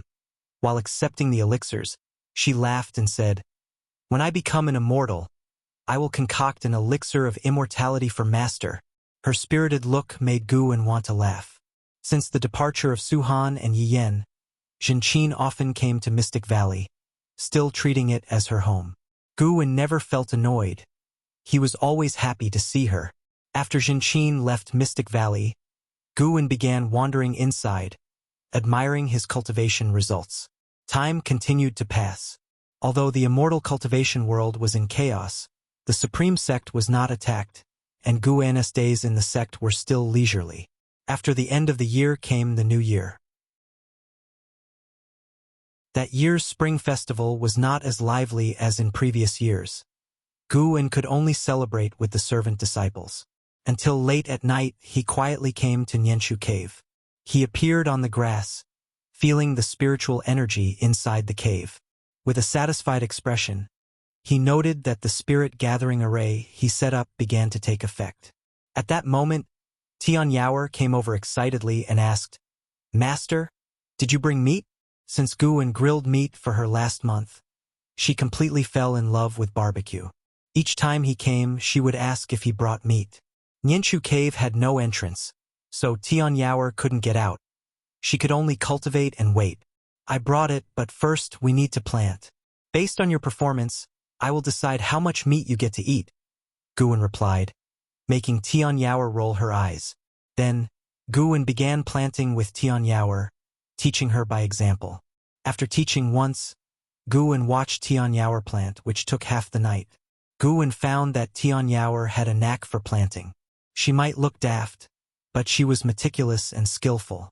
After the planting, Gu-en took out a leg of lamb and various special seasonings, making Tian Yaoer's eyes light up as she eagerly fetched firewood. 30 minutes later, Tian Yaoer squatted on the ground, gnawing on a grease-dripping leg of lamb while staring at another leg roasting on the fire. "They're all yours, eat slowly." Gu-en couldn't help but laugh. Why did he feel like he was raising a cat? Actually, Tian Yaoer was not a cat demon but a bird demon. Judging from her lifespan, Gu-en suspected she had the phoenix blood lineage. Tian Yaoer chewed the meat and asked in a muffled voice, "Master, why did you come to Heavenly Phoenix Mountain?" Although they had been together for months, she still knew nothing about Gu, and seeing him in a good mood today, she gathered the courage to ask. "Heavenly Phoenix Mountain is vast and rich in resources. I came specifically for medicinal herbs. What we're planting now is what I gathered in Heavenly Phoenix Mountain." "Master, do you know alchemy?" "Of course. The demon mother's subordinate has a demon skilled in alchemy, who enjoys her favor. Can you teach me alchemy in the future?" "It depends on your performance." "Master, where do you come from?" In the quiet cave, the conversation between the person and the demon echoed, and the firelight projected their shadows on the cave walls, constantly flickering. Tian Yaoer looked at Gu-en, feeling unprecedentedly relaxed. Though still trapped in the cave, she felt at ease with Gu-en and no longer fearful. In the days that followed, Tian Yaoer memorized all the cultivation details, making Gu-en no longer need to come to Nianshu cave every night. In Gu-en's absence, Tian Yaoer diligently cultivated, fearing his disappointment and abandonment. Therefore, she never slacked off since she started cultivating. In the blink of an eye, half a year passed. 74-year-old Gu-en's lifespan had reached over 2 million years, and everything was moving in a favorable direction. On this day, Gu-en came to the outer gate city to submit the previous year's harvest from Mystic Valley. After leaving the elixir hall, he overheard disciples discussing major events in the immortal cultivation world. It was said that the ephemera sect had set up a huge altar in Wanji Forest of the Taichin dynasty, preparing to sacrifice living people. Now in all dynasties, people were disappearing, and various sects from the other 8 dynasties were heading towards the Taichin dynasty. Everyone sensed a major battle approaching. Through divine sense, Gu-en saw that altar. It was indeed large, occupying 100 miles in radius. At the altar's center stood a great cauldron with a large flag inside, filled with countless vengeful souls. Around the altar, there were as many as 40 great cultivators of the mystic heart realm stationed. It seemed that the ephemera sect was making a last-ditch effort. This also indicated that the Mahayana realm cultivator would soon appear. Gu-en retracted his divine sense and walked towards Wu Ju's residence. Though Wu Ju had become an inner sect disciple, he hadn't sold his villa in the outer gate city, only that he wouldn't usually stay there. He felt Wu Ju's presence, indicating that Wu Ju was waiting for him. Upon arriving at the courtyard, Wu Ju, who was practicing martial arts, looked at Gu-en entering the courtyard and smiled, saying, "You finally came. I thought I wouldn't see you before I left." Wu Ju's lifespan hadn't increased, but his cultivation had reached the first layer of the core formation realm. After closing the door, Guan turned to Wu Ju and asked with a smile, "Why are you waiting for me?" "Master plans to take me to the Taichen dynasty to eradicate the ephemera demon path. Taichen is far from Taizong, and once we leave, who knows how long it'll take to return, so I wanted to bid you farewell." Wu Ju stopped practicing and replied. He pretended to be calm, but Guan could see his inner tension and fear. To be honest, Wu Ju hadn't experienced a life-or-death battle yet, and he feared the ephemera sect because his master was slain by them. "A talent like you should have no trouble staying behind, right?" Guan asked. Wu Ju shook his head and said, "The ephemera sect is powerful. The supreme sect must bring its full strength to eradicate the demons, and I have personal reasons that I must go." His eyes were firm. He wanted to avenge his master. Though he didn't know which demon cultivator of the ephemera sect killed his master, it didn't matter to him. As long as the ephemera sect was annihilated, he considered it revenge. "Then you must be careful. The demon path's methods are countless and unscrupulous. You can't just judge strength by cultivation level," Guan began to advise. Listening to his lengthy speech, Wu Ju did not find it tedious at all. Instead, he smiled. With such a brother, he had to go. If the ephemera sect's sacrifice succeeded, the demon cultivators would eventually invade the supreme sect, endangering Guan. Subsequently, Wu Ju began to talk about the scale of the supreme sect's expedition this time. The sect leader dispatched 1/3 of the inner sect disciples to Wanji Forest, illustrating the importance attached to this mission. None after saying goodbye to Wu Ju, in the following days, Guan could see many Supreme Sect disciples flying over the Third Medicine Valley and Mystic Valley. The Supreme Sect had started going to war. Guan stood on the balcony, looking into the distance. He could see the Wanji Forest erupting into battle, with the sects that had arrived first launching an offensive against the Ephemera Sect. Unfortunately, 40 Mystic Heart Realm great cultivators joined forces, becoming nearly invincible. Ultimately, the various dynasty cultivators returned defeated, waiting to gather more strength. Guan then looked towards the dustless wasteland, reoccupied by the Ephemera Sect. Continuous streams of Ephemera Sect cultivators flew out from the entrance of the Nine Nether Road, all heading toward the Taichen dynasty. The 9 dynasties comprised of Taizong, Great Yu, Chuntang, Tianwei, Taichen, Hanlu, Great Zhao, Great Jiang, and Wuzhen. The Taichen dynasty was relatively weak, situated at the center of the 9 dynasties with a vast territory, now occupied by the Ephemera Sect. From a macro perspective, Guan saw that around the Taichen dynasty, cultivators were continuously heading to provide support, a very spectacular sight. As Guan watched, he couldn't help but feel his blood boil, wanting to join in the excitement. However, he needed to guard his Medicine Valley, as that was the most important task. Moreover, if he acted prematurely, that Mahayana cultivator might not show up. The opponent had been silent until now, making Guan believe they were definitely preparing something. The gigantic sacrificial platform in the Wanji Forest looked like a target to Guan. He suspected that the Ephemera Sect would sneak attack the Supreme Sect. Not only did he have the suspicion, but the Supreme Sect also showed caution, with a Mystic Heart Realm great cultivator currently guarding the sect, and it wasn't Ancestor Shenquan. A month later, the number of patrols in the cities of the Supreme Sect increased, with a tense atmosphere permeating the sect, even affecting the servant disciples in the Third Medicine Valley and Mystic Valley. As the chief disciple of Mystic Valley, Lu Jujia began arranging disciples to take turns guarding the mountain tops around the Medicine Valley to prevent any demon cultivators from the Ephemera Sect from approaching. The Third Medicine Valley was similarly vigilant, with deacons taking turns patrolling with their disciples. On this morning in the Third Medicine Valley, after morning exercises ended, Guan was walking towards his pavilion when he seemed to sense something, his expression changing slightly though he did not stop walking. Boom! A thunderous roar suddenly echoed across the sky, startling everyone in the valley, making them turn and look. From the direction of the inner sect, rolling thunderclouds appeared, sweeping towards the Third Medicine Valley, seemingly ready to cover the entire sky. What was that sound just now? Could it be an attack from the Ephemera Sect? But isn't the ephemera sect in the Taichin dynasty?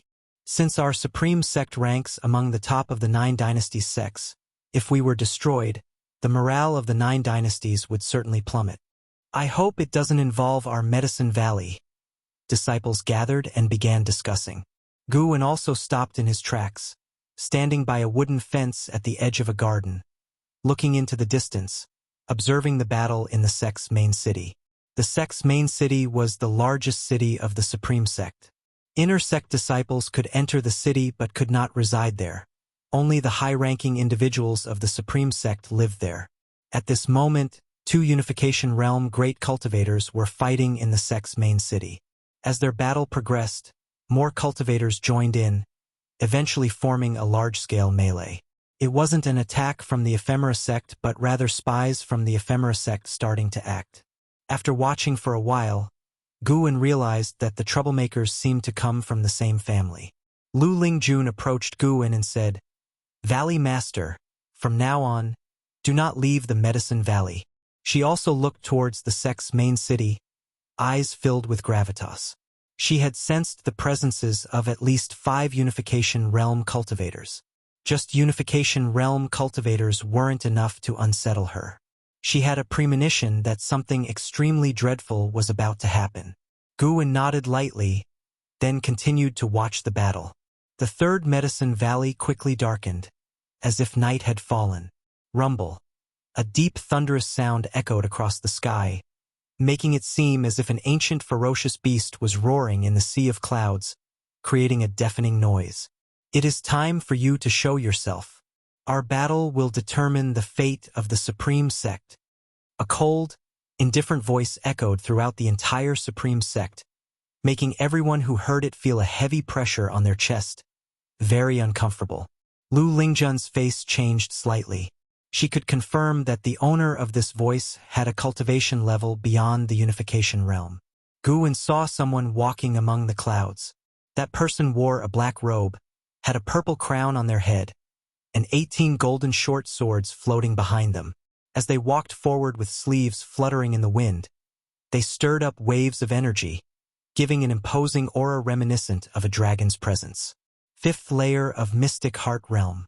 This person was likely among the upper echelons of the Ephemera sect, with a cultivation level 3 layers higher than any Mystic Heart Realm great cultivator in the Supreme Sect. Meanwhile, in the inner sect city inside the book collection hall, Elder Sulu stood in front of the counter, watching a figure walking down the stairs from afar. He couldn't help but ask, "How confident are you?" Following his gaze, an old man with an immortal demeanor dressed in black robes came walking down the stairs, holding a horsetail whisk, his expression calm. He didn't stop, continuing down the stairs, leaving only one sentence, "I will do my best." Sulu turned to look out the window. The rolling thunderclouds looked like a black ocean, stirring up huge waves, oppressive and horrifying. Worry appeared in his eyes. "Today is the first time since reaching Mystic Heart that I combat another Mystic Heart realm. May I know your name?" The old man's voice echoed throughout the entire Supreme Sect, bringing the restless cities to silence. Mystic Heart Realm? Lu Lingjun was also hearing this realm name for the first time. Above unification is Mystic Heart? Lu Lingjun's divine sense captured the figure in the clouds, her eyes filled with longing. She must reach this realm. No, she would surpass the Mystic Heart realm. "I am Venerable Qi Qian of the Ephemera sect. Dying by my hand would not be in vain for one who has reached Mystic Heart." The earlier voice rang out again, with an arrogant tone that made the Supreme Sect cultivators worry for Ancestor Kusong. Boom! A tremendous pressure descended, covering the entire Supreme Sect. The thunderclouds in the sky churned violently, and almost all the cities lit up with protective light screens, using formations to resist the pressure from the battle in the sky. Venerable Qi Qian and Ancestor Kusong were already engaged in combat. The two fought fiercely high in the sky, not affecting the ground below, but their pressure was so immense that even the mountains between heaven and earth trembled. Lu Lingjun stared intently at the sky, not wanting to miss any details of the battle between the two Mystic Heart Realm great cultivators. Guwen couldn't help glancing at her. She wouldn't gain path enlightenment from this, would she? After a while, Lu Lingjun was still deeply absorbed, while Guwen turned and walked towards the valley entrance. The ephemera sect had not only sent Venerable Qi Qian, but also an even more powerful presence. That person had already reached the entrance of the third medicine valley. From a distance, Guwen saw a woman in white walking towards the valley entrance, wearing a bamboo hat, looking very mysterious. Her hands were placed in front of her lower abdomen, white as snow, with a dignified demeanor, as if she were a fairy descended to the mortal world. It was hard to associate her with the demon cultivators of the ephemera sect. Fairy by Xia, 9th layer of Mystic Heart Realm 2180/4900/6500 9th layer of Mystic Heart Realm.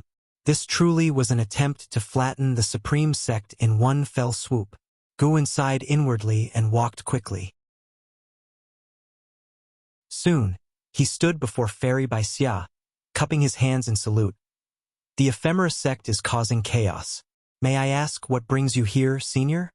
Fairy by Xia's bamboo hat was draped with a veil, her red lips faintly visible, likely painted with thick lipstick. This which was very cautious, using some secret technique to make her cultivation appear at the first layer of the core formation realm. Little brother, the spiritual energy in this medicine valley is so abundant. Your identity must not be simple. Tell me, who are you? Fairy by Xia's voice was melodious, captivating. Guwen raised his hand and grabbed her wrist, saying, I am just an ordinary outer disciple of the supreme sect. Fairy by Xia laughed, her laughter filled with chill. She did not struggle against Guwen's grip and used sound transmission skill. It's said that Sword Venerable Fudao is only active within 1,000 miles. Little brother, if you have information about Sword Venerable Fudao, I can spare your life. Guwen had anticipated her using sound transmission skill, so he chose to listen to her finish.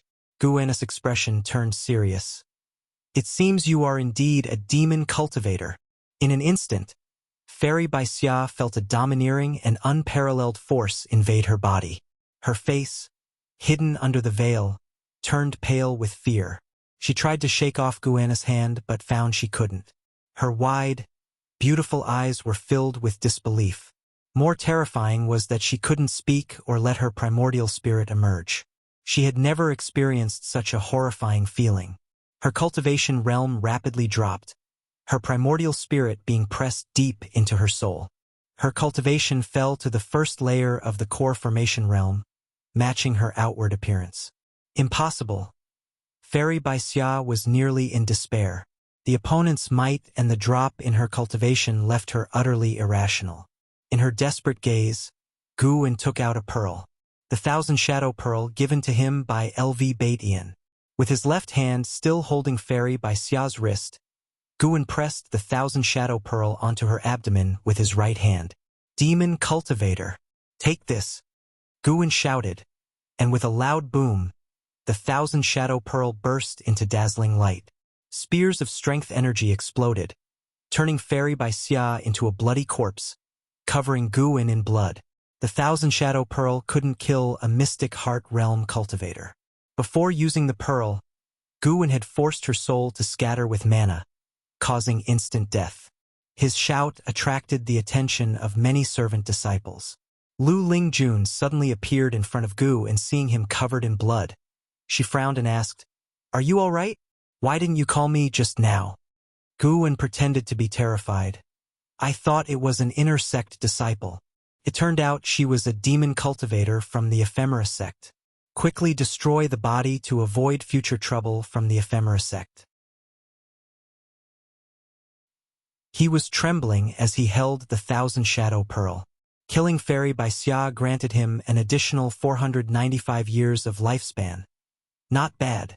Lu Lingjun, looking at the terrified Guwen, immediately cast a spell to burn Fairy by Xia's body with spiritual fire. The residual mana in Bai Xia's body aided the burning, quickly reducing the body to ashes. Lu Lingjun couldn't detect the Nirvana realm's mana. These were vastly different powers. but she could confirm that the opponent indeed had the cultivation of the first layer of the core formation realm. Watching the ashes, Gu sighed with relief, muttering, "It's a pity she didn't have a storage bag or storage ring." Lu Lingjun retorted, "You don't seem too scared, considering you look so timid. You are a golden list genius, and an initial core formation realm demon cultivator scared you like this." She began to reflect on the insights she gained from witnessing the battle earlier. She seemed to have grasped something. The mystic heart realm was indeed fascinating. The gap between the 9th layer of unification realm and the mystic heart realm was unimaginable. She suddenly felt that only by achieving the mystic heart realm, one can be considered a truly powerful cultivator.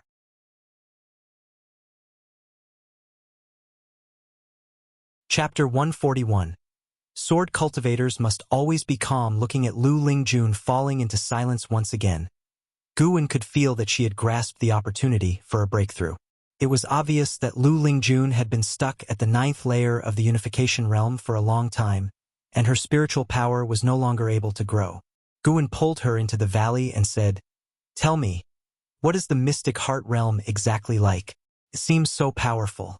Mystic heart, mystic heart. Could it be that there is something special about the heart in this realm?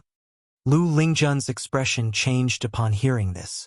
Her heart was undergoing slight changes, with a thread of special power surging inside. This thread of special power was, of course, Gu An's mana. However, he used it so skillfully, and the gap between their realms was so vast, that Lu Lingjun couldn't detect it was his power.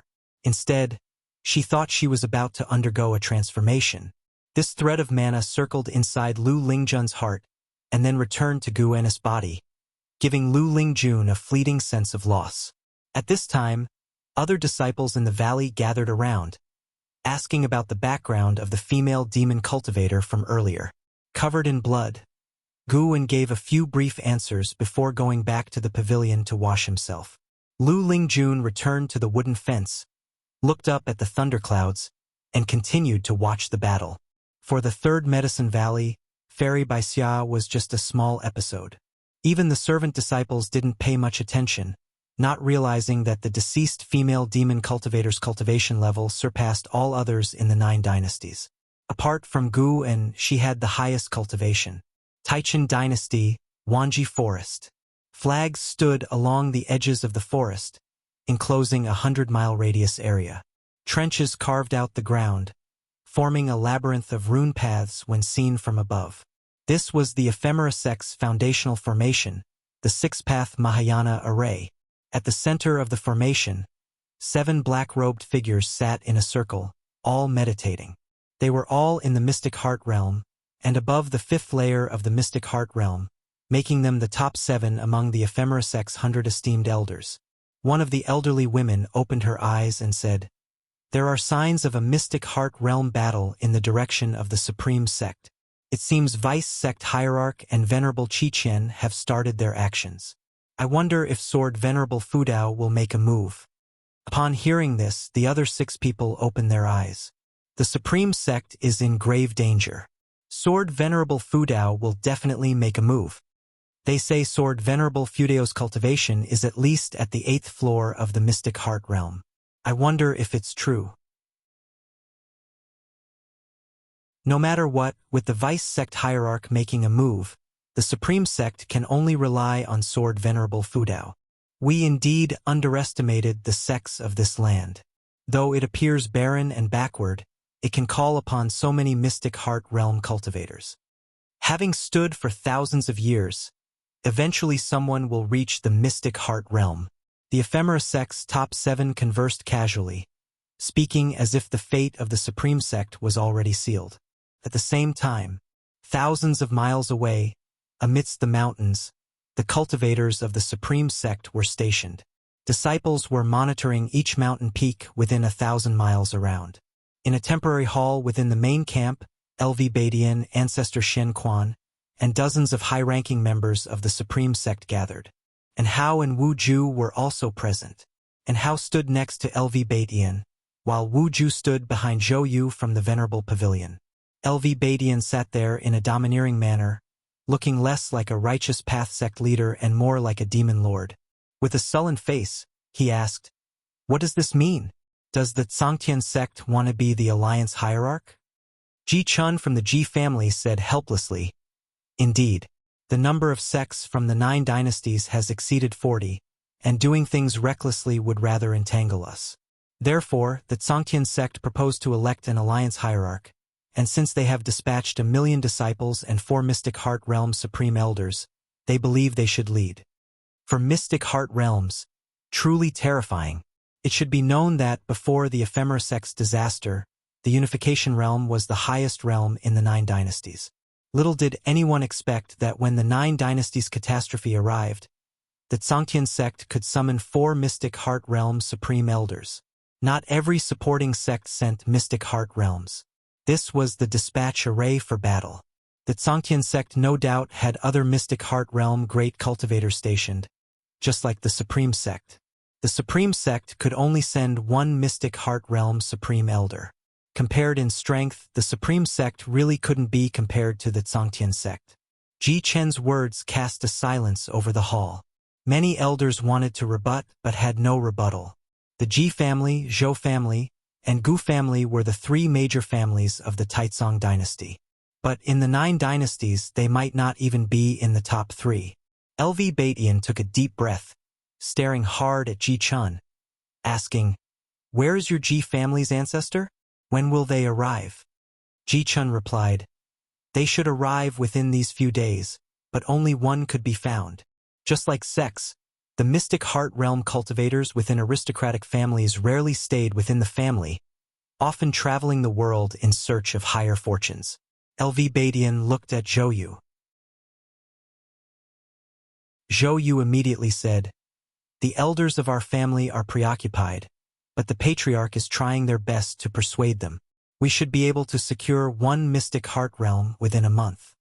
LV Batian frowned, feeling quite displeased, as one of the 4 Tsangtian sect's Mystic Heart Realms bore the Zhou name. He then shifted his gaze to Gu Gua from the Venerable Pavilion. Gu Gua, calm and composed, said, "I can't say for sure. The elders of my clan have quirky temperaments. We can't be certain how many will come, but we will definitely contribute. Our Gu family has always been duty-bound to the 9 dynasties." LV Batian chuckled, watching this scene, and Hao was secretly amazed. It was his first encounter with the influence of the 3 major families. As strong as the sect leader was, even he had to speak politely. LV Batian was overbearing in nature but showed restraint depending on who he was dealing with. Against the Chu family, he could suppress the whole clan, but against the 3 major families, he had to be courteous.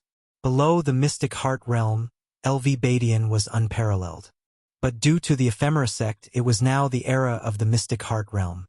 "When I become the sect leader, all families must heed my command," and Hao swore to himself. In his mind, LV Batian's troubles stemmed from not being strong enough. As long as he was strong enough, he wouldn't fear the whims of any force. Wu Ju didn't ponder so deeply, being aligned with the Zhou family. He found this meeting noisy. Without eliminating the Ephemera sect sooner, the Supreme sect's danger only increased. At this moment, an elder hurried into the hall, holding a jade scroll, and quickly said, "The sect is under attack by the Ephemera sect's Mystic Heart Realm." This statement caused an uproar, and Hao frowned, thinking of his sister and Exian. Wu Ju clenched his fist, thinking of Gu, and LV Batian asked, "How many Mystic Heart Realms?" 1. "So far, that's the information. Then it's fine. Even if Ancestor Kusong is not a match, there's still Sword Venerable Fudao." LV Batian smiled, his words easing the tense atmosphere. A female elder couldn't help but mutter, "Will Sword Venerable Fudao really make a move?" Although Sword Venerable Fudao had helped the Supreme sect several times, his mysterious identity still left many unsure if he indeed belonged to the Supreme sect, especially when the sect's safety was at stake. The Supreme sect, under the rolling thunderclouds, Venerable Qi Qian and Ancestor Kusong were still in fierce combat. Each wielded their magic artifacts, constantly casting spells, creating massive shockwaves that caused the thunderclouds to roil violently. At this moment, Venerable Qi Qian was filled with confusion. Why hasn't the Vice sect hierarch made a move yet? Although his cultivation was higher than Ancestor Kuzong's, both being in the Mystic Heart realm, it was difficult to eliminate Ancestor Kuzong. He also had to guard against Sword Venerable Fudeo's intervention. As time passed, his confidence gradually gave way to worry. What are you waiting for? Ancestor Kuzong waved his horsetail whisk, boundless spiritual power condensing into thousands of green beams, attacking Venerable Qi Qian along different trajectories, spanning miles, forcing Venerable Qi Qian to dodge. This first battle of the Mystic Heart realm was strenuous for Ancestor Kuzong, but he could see that the opponent was wary of others, making it hard for him to focus on the battle. Ancestor Kuzong thought of the mysterious sword Venerable Fudao. Venerable Qi Qian didn't respond. He suddenly shifted direction, heading towards an outer gate city. Ancestor Kuzong followed closely behind. On the other side, in the third Medicine Valley, Guwen changed into a fresh robe and then went downstairs to join Lu Lingjun. Lu Lingjun had once again entered a state of path enlightenment. Her right hand rested on the wooden railing, and seeing this, Guwen also placed his hand on the railing. Even though he was in the Nirvana realm, Guwen couldn't change the fate of others. But for someone like Lu Lingjun, who already had one foot in the Mystic Heart realm, he could lend a hand, helping her break through sooner. Guided by his mana, Lu Lingjun's spiritual power flowed into her heart, causing nature's spiritual energy to pour silently into her body. At this moment, Guwen sensed something, looked up, and frowned, a flash of displeasure in his eyes. Venerable Qi Qian was approaching the third Medicine Valley, more precisely the outer gate city. Where is Sword Venerable Fudao? If you don't act soon, your comrades will die in your sect. Venerable Qi Qian's voice echoed, filled with murderous intent, reaching the ears of the million disciples of the Supreme Sect. At the edge of the heavenly repair platform, Yilan and a group of law enforcement hall disciples guarded a corner. She looked up, seeing the roiling thunderclouds, feeling a heavy pressure. She could sense Venerable Qi Qian approaching, and the oppressive aura grew stronger. She clenched the white spirit sword in her hand. Thousands of cultivators were on the heavenly repair platform, but only a few remained calm and meditative. Mad swordsman Han Ming had long since returned to the dynasty. Zhuo Lin stood beside his father, Zhuo Yijian, nervously asking, "Father, are we not leaving yet?" Zhuo Yijian held the investiture of the gods, calmly saying, "Where can we go?" But, trust Sword Venerable Fudao. Listening to his father's words, Zhuo Lin wanted to curse. You trust the investiture of the gods. He really wanted to tear apart the investiture of the gods in Zhuo Yijian's hands. Far in the third Medicine Valley, Guwen had already used divine sense to cover the outer gate city, locking onto someone. It's decided, it will be you. Zhuo Yijian seemed to sense Zhuo Lin's anger. He turned to the next page, saying, "Son, when faced with matters, don't rush. A sword cultivator must always be composed." At that moment, the treasure sword placed beside him began to tremble violently, catching his attention. A vast sword intent leaked from the sword, causing Zhuo Yijian to be moved. "This is—" Zhuo Yijian trembled with excitement, forgetting the words he wanted to say to his son.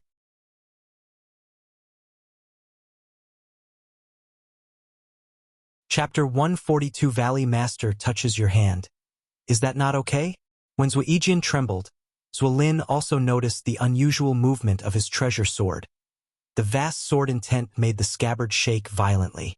Under Zhuo Lin's shocked gaze, the scabbard, along with the sword, floated up. Zhuo Yijian stood up, staring at his sword, believing he hadn't perceived it wrongly. This was Sword Venerable Fudeo's sword intent. On the heavenly repair platform, more and more people felt the sword intent of Sword Venerable Fudao, including Yilan. She turned her head, looking far towards Zhuo Yijian's direction with a look of astonishment. Boom! Suddenly, the thunderclouds burst open, and the outer city instantly brightened. A violent wind descended from the sky, causing the buildings in the city to tremble. Outer disciples and servant disciples with low cultivation levels were pressed to the ground, everyone struggling to lift their heads to see. A huge hole appeared in the thunderclouds above the outer city, with a diameter reaching tens of miles. The thunderclouds failed to reform, and under the sunlight, Venerable Qi Qian and Ancestor Kusong were engaged in a fierce battle. The two were 100 zhang apart, continuously casting spells, their spells colliding and creating strong winds and intense light. The terrifying pressure twisted the city's protective light shield violently, on the verge of breaking. "Father, this is..." Zuolin looked incredulously at Zuijian, his voice trembling. Could his father be the mysterious sword Venerable Fudao? Others were also having the same thought, as this sword intent was overwhelmingly powerful.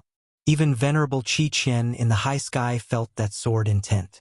His gaze turned towards Zuijian, locking onto him, his brow furrowed. Could this person be Sword Venerable Fudao? At this moment, Zuijian suddenly half-knelt, looking at his constantly quivering treasure sword, and shouted, "Please, Sword Venerable, save our sect." As his words fell, clang, the sound of the sword leaving the scabbard tore through all the noise of the world. Venerable Qi Qian jumped away abruptly, retreating to the top of the thunderclouds, distancing himself from Ancestor Kusong. He looked down at the heavenly repair platform, his 18 golden short knives gathering into a long knife before him, his expression manic with laughter, and shouted, "Sword Venerable Fudao, come out quickly. Let me see how powerful you are." This voice resounded throughout the supreme sect. He wasn't just provoking Sword Venerable Fudao, but also passing a message to the vice sect hierarch, urging him to come quickly. He was a cultivator of the 5th layer of the Mystic Heart realm. Even if he couldn't defeat Sword Venerable Fudao, holding him off for a while wouldn't be difficult. However, the only response was the sound of something breaking through the air. As soon as Venerable Qi Qian spoke, the treasure sword before Zuijian suddenly aimed at Venerable Qi Qian. The terrifying sword intent exploded instantly, sending everyone around flying away. The entire city saw a chilling light shoot out from the city, soaring to the sky, unstoppable. In his backward motion, Zuolin saw the chilling light cleaving through the sea of thunderclouds in the sky, as if splitting the heavens in half, shocking his eyes. Venerable Qi Qian was also frightened by the sudden attacking treasure sword. That was fast. Unable to dodge in time, he instinctively raised the long knife in his hand, but he couldn't bring up the knife faster than the speed at which the treasure sword was coming. With a boom, the long knife in his hand shattered. As the sword tip neared him, the horrifying sword chi of the Taitsong divine shocking sword erupted abruptly, crushing his flesh. With one sweep of the sword, Venerable Qi Qian's figure vanished. Where the sword passed, the sea of clouds split, leaving a grand and unparalleled sword chi mark in the sky. A renowned great cultivator of the Mystic Heart realm couldn't even escape with his primordial spirit, not to mention using his Mystic Heart divine power. The gap was too vast. Venerable Qi Qian had no power to resist. Ancestor Kusong, suspended high in the sky, his robes fluttering and white hair blowing, looked at the direction where the sword chi went. This supreme elder was dumbfounded, unable to stay calm. Having fought with Venerable Qi Qian, he deeply understood the terror of this demon cultivator, feeling an unfathomable depth. Such a powerful existence was killed by Sword Venerable Fudao with one slash? From beginning to end, Sword Venerable Fudao never showed up. Whoosh! The sound of something breaking through the air came again, and the treasure sword flew back from the horizon, drawing a perfect arc in the sky, finally falling into the heavenly repair platform. Clang! The sword blade plunged into the platform, sparks flying, the sword body shaking violently, creating afterimages. Laying on the ground, Zuijian looked at his treasure sword, unable to close his mouth. The entire city was silent. Far away in the 3rd Medicine Valley, Guen's lips curled up, the lifespan-stealing prompt appearing before his eyes, proving Venerable Qi Qian was indeed dead. Guwen turned his head towards the main city of the sect, where the battle was still ongoing, but he had no intention to intervene. He had already acted twice today. One more, thrice makes it noteworthy. The Supreme Sect also needed its tribulation crossing. Soon, thunderous cheers erupted in the outer city. Even the servant disciples in the Third Medicine Valley could hear it. Though they couldn't make out what was being shouted, they were all very nervous. Guan stayed beside Lu Lingjun, fearing other disciples would interrupt her path enlightenment. In the outer city, more and more people rushed up to the heavenly repair platform. Ancestor Kusong descended from the sky, falling in the center of the crowd, right in front of Zuijian. At this moment, Zuijian was tightly gripping his sword, unwilling to sheath it, let alone hand it over to anyone. "Junior, can you let me see this sword?" Ancestor Kusong smiled warmly as he asked. Zuijian looked at him as if guarding against a thief, not agreeing. "Wait, the sword intent below us is strengthening."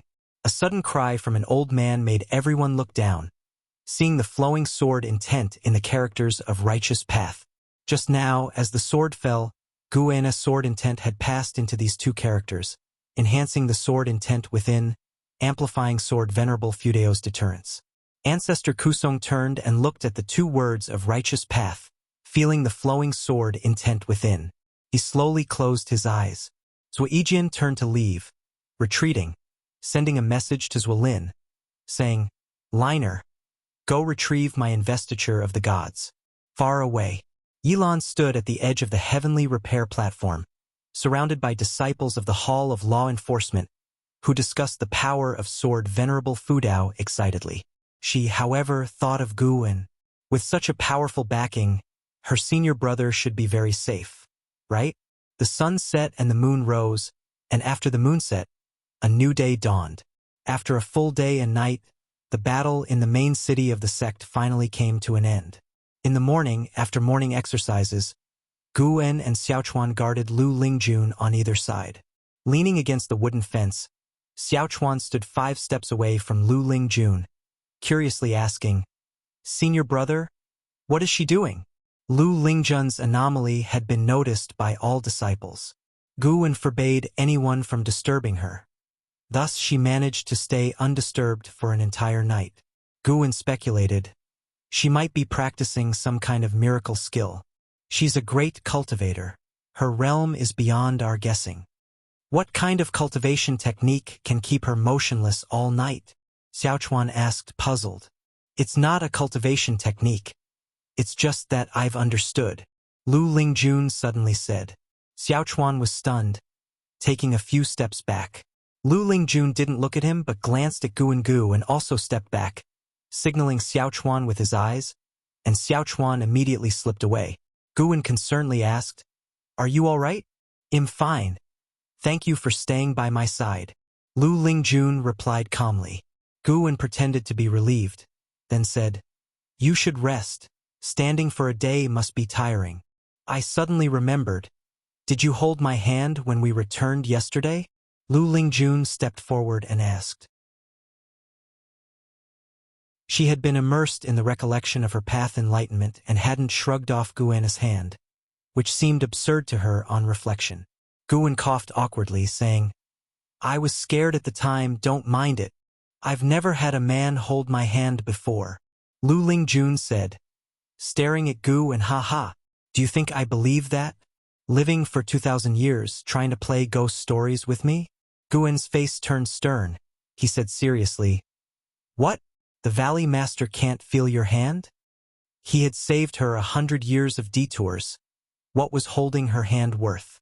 Lu Lingjun smiled, her smile carrying deeper implications. She said, "All right, from now on, you are mine then." She didn't wait for Guan's reply and turned to leave. Guan froze briefly, quickly catching up, saying, "Ms. Lu, I was joking. Don't take it to heart. After a while, I will talk to the sect leader and have him transfer you out." Too late. Lu Lingjun pushed Guan aside, continuing forward. Guan said to himself, this was bad. He got tricked. By the way, I plan to cross the tribulation above the Medicine Valley. What do you think? Lu Lingjun's voice trailed as she stopped and faced away from Guan. Guan frowned. asking, "Crossing the tribulation requires a lot of preparation. Why not wait for the sect leader to return?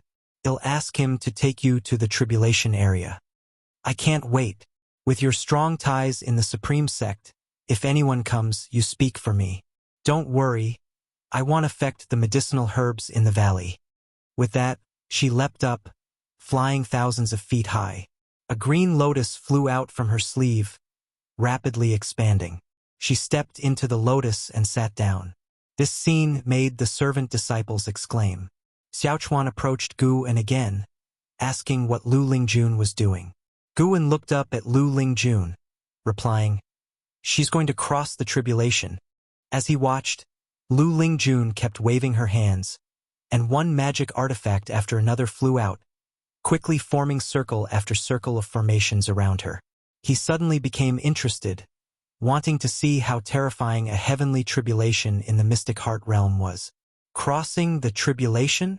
Xiaochuan was stunned, his gaze shifting to the sky where Lu Lingjun was.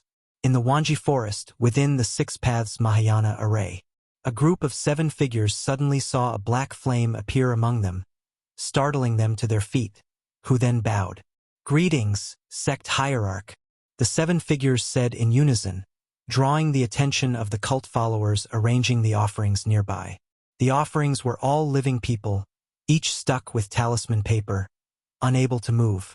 The place where they stood was encircled by formations, their faces filled with terror. Some even fainted from fear. "Where is the vice sect hierarch?"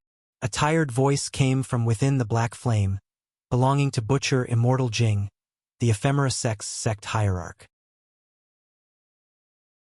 An old man wearing a mask replied, "He hasn't returned yet, but the attack on the Supreme Sect has already failed. We lost 70% of our spies in the Supreme Sect. According to the messages we received, Venerable Qiqian was killed by Sword Venerable Fudao with 1 strike. But the Vice Sect Hierarch has not shown up. It's unclear where he went." His tone grew heavy when mentioning this.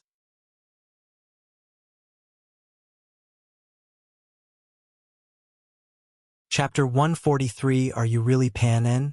The masked elder's voice fell, and the floating black flame halted.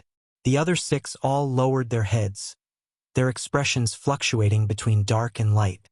After the battle with the Supreme Sect, their dread of the Sword Venerable Fudao reached a new height. The masked elder continued, "During this period, the main branch's losses have amounted to 20% of the congregation, among them 17 cultivators of the unification realm. We cannot determine the life or death of the vice sect hierarch. Do you have any way to ascertain this sect leader?" Upon hearing this, Butcher Immortal Jing's voice came from within the black flame. "The vice sect hierarch is unrestrained. Even I do not know her whereabouts, but she cannot be dead. Unless a Mahayana cultivator is born in the 9 dynasties land, and even if there were one, to kill her would be no small feat. Have you felt the suppressive aura surpassing the mystic heart realm?" The masked elder replied, "No, but the sudden disappearance of the vice sect hierarch makes me have to consider it seriously. Rest assured, she is perhaps entangled in some matter, not dead without a trace. Moreover, I have already cast a spell on myself, no route for return. Continue finding sacrifices, the more the better. I need to glance at the heavenly destiny in one fell swoop." The voice of Butcher Immortal Jing rang out, and 7 figures replied in unison. Chuntang Dynasty, 3 Pure Ones Mountain. This sect, honored by the dynasty as a land of immortals, was hidden within a lake, with majestic peaks only faintly visible like a mirage. Under an old tree, Leah sat cross-legged, facing away from the cliff. The North Sea heavy sword stood beside him as he propped his hands on his knees, his eyes fixed on the chessboard on the ground, showing a troubled expression. He groaned, unable to help but rub his scalp. At this moment, a soul body descended from the old tree. It was the soul of the ancestor of the Li family, looking even more solid than before. "Ha ha ha, boy, I told you long ago. The assessment of 3 Pure Ones Mountain is extremely difficult and requires innate wisdom. Your comprehension is still insufficient, far from mine. In those days, I solved the chess puzzle in only 3 years, but judging by your look, you might not succeed even in 10 years. The ancestor of the Li family said gleefully. Leah glared and cursed. What kind of ancestor are you? Hoping your descendants are inferior to you. I don't believe I'm truly worse than you. The ancestor of the Li family chuckled. My master predicted that the Li family would produce a person of heavenly destiny to help me overcome tribulations. I thought it was you, but now it seems it might be someone else. Child, why not give up cultivation? Go down the mountain, get married, and give birth to the person of heavenly destiny as soon as possible. Leah, furious, immediately stood up and drew the North Sea heavy sword, ready to strike at the ancestor. What are you two arguing about again? An elderly voice came.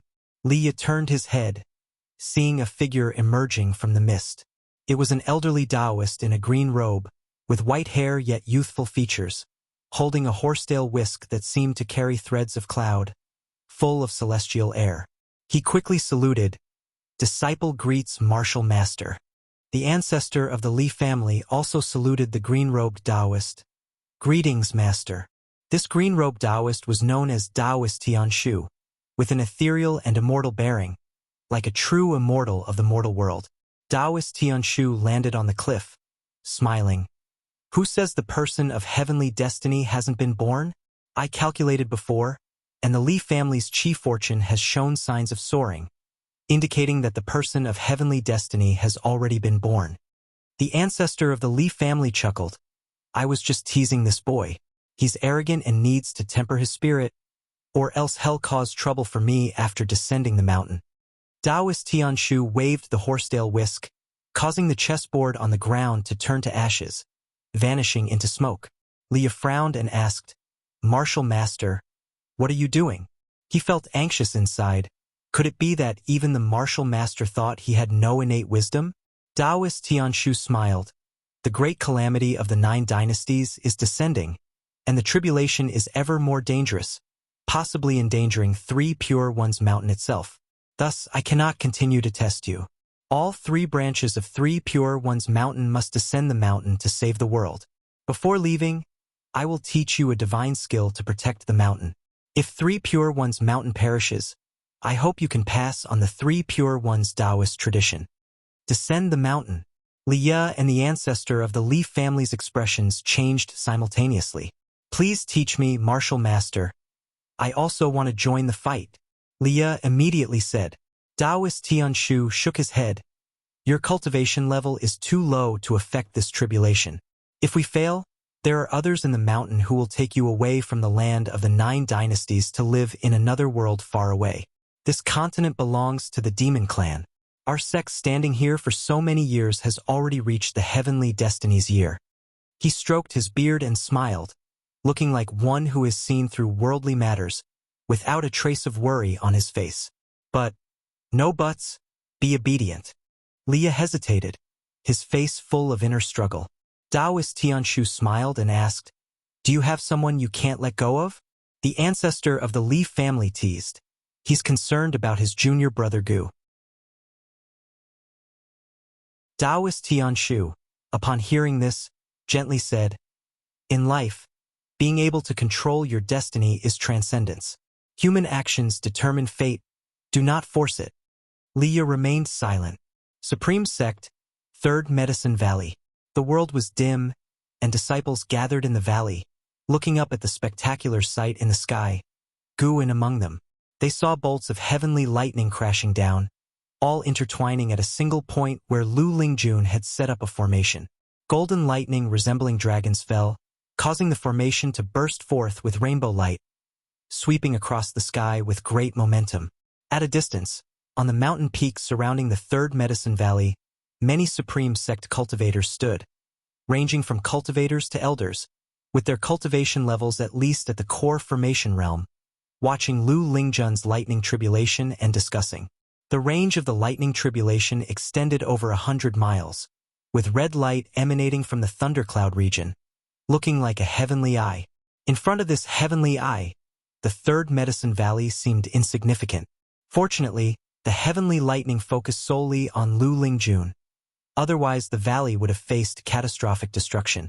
Guzong stood beside Guwen, sighing. The mystic heart realm is indeed ineffable. Just witnessing the tribulation fills me with endless thoughts. Lu Lingjun's tribulation had lasted 3 days, with the divine might being most terrifying yesterday but weakening today. Even so, each bolt of heavenly lightning now could still kill a unification realm cultivator. Looking up, one could see unification realm great cultivators guarding each direction in the sky. Knowing that Lu Lingjun was an inner sect elder, the supreme sect rejoiced, even assisting in setting up the formation. Whenever the formation was about to disintegrate, the unification realm elders would step in, using their spiritual power to maintain it. This demonstrated the unity of the supreme sect to Guwen. Some doubted Lu Lingjun's identity, until Gu Zong said that even if she were a demon cultivator, succeeding in the breakthrough, she would not be a match for the sword venerable Fudao. These words dispelled all worries. Guwen also sighed. I never expected that among the servant disciples the sect leader casually assigned me, there could be one with such formidable cultivation. I truly am thrice fortunate. Guzong laughed. Perhaps you possess the great fortune of energy movement, capable of writing the investiture of the gods. In the unseen, maybe you are a reincarnated great power, recalling events of your previous life. Guwen rolled his eyes at him. Truly imaginative. I indeed have a past life. In my past life, I am a descendant of Yan and Huang. Guzong's words were just for humor, but he was also very curious about how such a powerful mystic heart realm cultivator could emerge from Gu An's Medicine Valley. Immortal cultivators believed in chi fortune. The greater the mystical cultivation, the more they believed. Gu Zong considered the Shenzhou scriptures that Guwen had given to 10 talented disciples earlier and wondered if he should also cultivate his mind. Guwen returned his attention to Lu Lingjun. Her mystic heart was already formed, marking a successful breakthrough, with her cultivation set to soar. He sighed inwardly. Tribulation crossing is truly difficult. Without those formations and elixirs, Guwen thought it would be impossible to cross the tribulation with just the power of someone with the 9th layer of the unification realm. The spiritual power of the 9th layer of the unification realm was indeed vast, but to resist heavenly lightning required immense expenditure. Guwen hadn't calculated how many elixirs Lu Lingjun had consumed, but it must have been an extraordinary number. At one point, Guwen even wanted to help her because she almost couldn't hold on, unable to even take elixirs in time. Fortunately, the Supreme Sect's Unification Realm cultivators intervened in time. More than 20 Unification Realm elders and Mystic Heart Realm ancestor Kusong worked together to protect Lu Lingjun. Once the most difficult stage of the heavenly tribulation passed, Ancestor Kusong left in the morning. Guwen didn't know if it was just his imagination, but he felt that Ancestor Kusong's back looked very desolate. It seems the tribulation crossing was successful. I should go. After her cultivation stabilizes, be sure to build a good relationship with her and try to keep her in the Medicine Valley. We'll make further arrangements when the sect leader returns, Guzong said before leaving. He flew into the sky, transmitting a few messages to the other Unification Realm elders before leaving. Even though Guzong was only in the Void Crossing realm, his status was extremely high. Firstly, he had the backing of the Gu family, and secondly, he held the power of managing the sect, which had delayed his own cultivation. Reaching the unification realm, almost all such cultivators detached themselves from mundane affairs, usually in seclusion for cultivation, avoiding sect management matters. Guwen looked not far away where Xinjian was painting a portrait of Lu Lingjun's tribulation crossing. What recklessness! Even daring to offend a great mystic heart realm cultivator. 2 days later, as the thunder tribulation completely faded, Lu Lingjun successfully crossed it, formally stepping into the mystic heart realm. After retracting the formation, many of the Supreme Sect's Unification Realm great cultivators swarmed around her, exchanging pleasantries. For the assistance she received, Lu Lingjun was equally grateful, maintaining a humble demeanor that pleased the great cultivators. They were all very excited. The Supreme Sect had gained a new mystic heart realm cultivator. Especially at this crucial time, heaven truly favored the Supreme Sect. After a long time, Lu Lingjun finally broke free from their compliments and flew towards the Medicine Valley, coincidentally seeing Gu and being pestered by Shenzhen.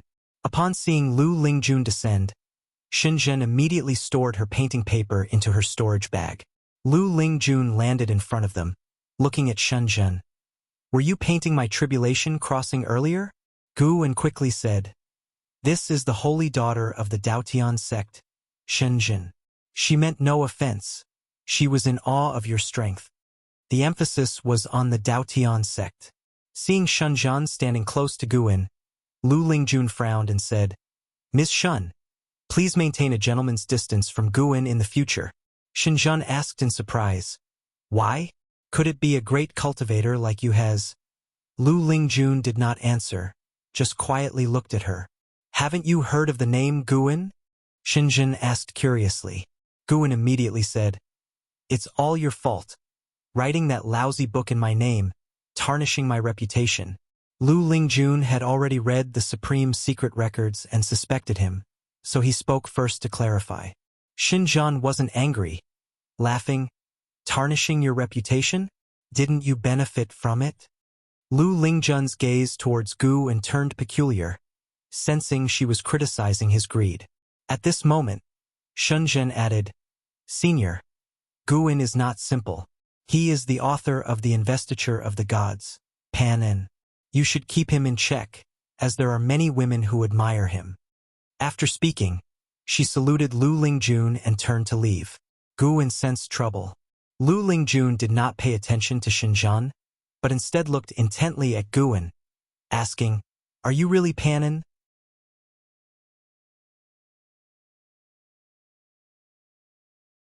Chapter 144. Prepare for the arrival of the immortal. Guin spent quite a while dealing with Lu Lingjun before sending her away. Of course, another reason was that Lu Lingjun also needed time to adapt to the mystic heart realm. He felt uneasy, knowing that Lu Lingjun, who knew his true identity as Panen, might entangle him even more. He remembered that Lu Lingjun loved reading Investiture of the Gods when she had nothing else to do. In the days that followed, Lu Lingjun's name spread throughout the Supreme Sect, invigorating all the disciples. The 3 words "mystic heart realm" were enough to boost the morale of the entire sect. The news quickly reached the Taichin dynasty. All the cultivators in the Supreme Sect's main stronghold were very excited upon hearing this. During this time, they deeply realized the terror of the mystic heart realm. It was no exaggeration to say that the only factor determining the outcome of the battlefield now was the mystic heart realm. No matter how many unification realm cultivators there were, they couldn't match up to the mystic heart realm. LV Badian was very pleased, explaining that he had personally recruited Lu Lingjun into the Supreme Sect. This also reassured those higher-ups who felt unfamiliar with Lu Lingjun. A mysterious great cultivator of mystic heart realm suddenly appearing, especially at this critical moment, naturally aroused suspicion among the authorities. They began to request LV Badian to summon Lu Lingjun to join the battle. Solely relying on Ancestor Shenquan was too weak an involvement for the Supreme Sect in this war. Within the 9 Dynasties Alliance, they hardly had any significant voice. It was an incredible humiliation for the Supreme Sect, which had just held a Golden List competition. LV Badian temporarily suppressed these requests, wanting to leave Lu Lingjun time to consolidate her cultivation level. Later, under the leadership of the Tsangtian sect, the 9 dynasty sects occasionally launched attacks on Wanji Forest. Great cultivators charged in, middle-level cultivators tried to rescue captured prisoners, and lower-level cultivators handled supply and logistics tasks. No matter how hard the 9 dynasty sects tried to break through, they could not penetrate the Mahayana array of the Ephemera sect. News kept spreading, making more and more people in the world realize that the great calamity of the 9 dynasties had arrived, a crisis that concerned all of humanity. Autumn arrived. Lu Lingjun had been in seclusion for a month, and during this time, Guin did not disturb her. Guin still traveled back and forth to various medicine valleys. Now, Nianchu Cave had also entered a smooth track, and Tianyao did things more and more to his satisfaction. He hadn't gone to Nianchu Cave for 6 days. On this day, Gu Zong came to visit Guin. He asked Guwen to convey to Lu Lingjun that she should head to Wanji Forest to provide support as soon as she came out of seclusion. Guwen agreed. The battlefield in Wanji Forest was becoming even more severe. Using his divine sense, Guwen saw that Wanji Forest was still in the midst of a great battle.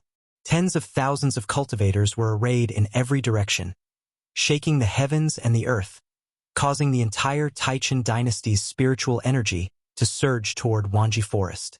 It was extremely tragic. Guwen watched for a while before withdrawing his divine sense. The number of sacrificial offerings continued to increase, most likely prepared for that Mahayana cultivator. The death of Fairy by Xia didn't seem to have affected that Mahayana cultivator's plan. Guwen continued his inspection of the third medicine valley. Until evening, Lu Lingjun walked out of her courtyard and came to the pavilion to visit Gu and conveyed Guzong's request. It was up to Lu Lingjun to decide whether to go or not.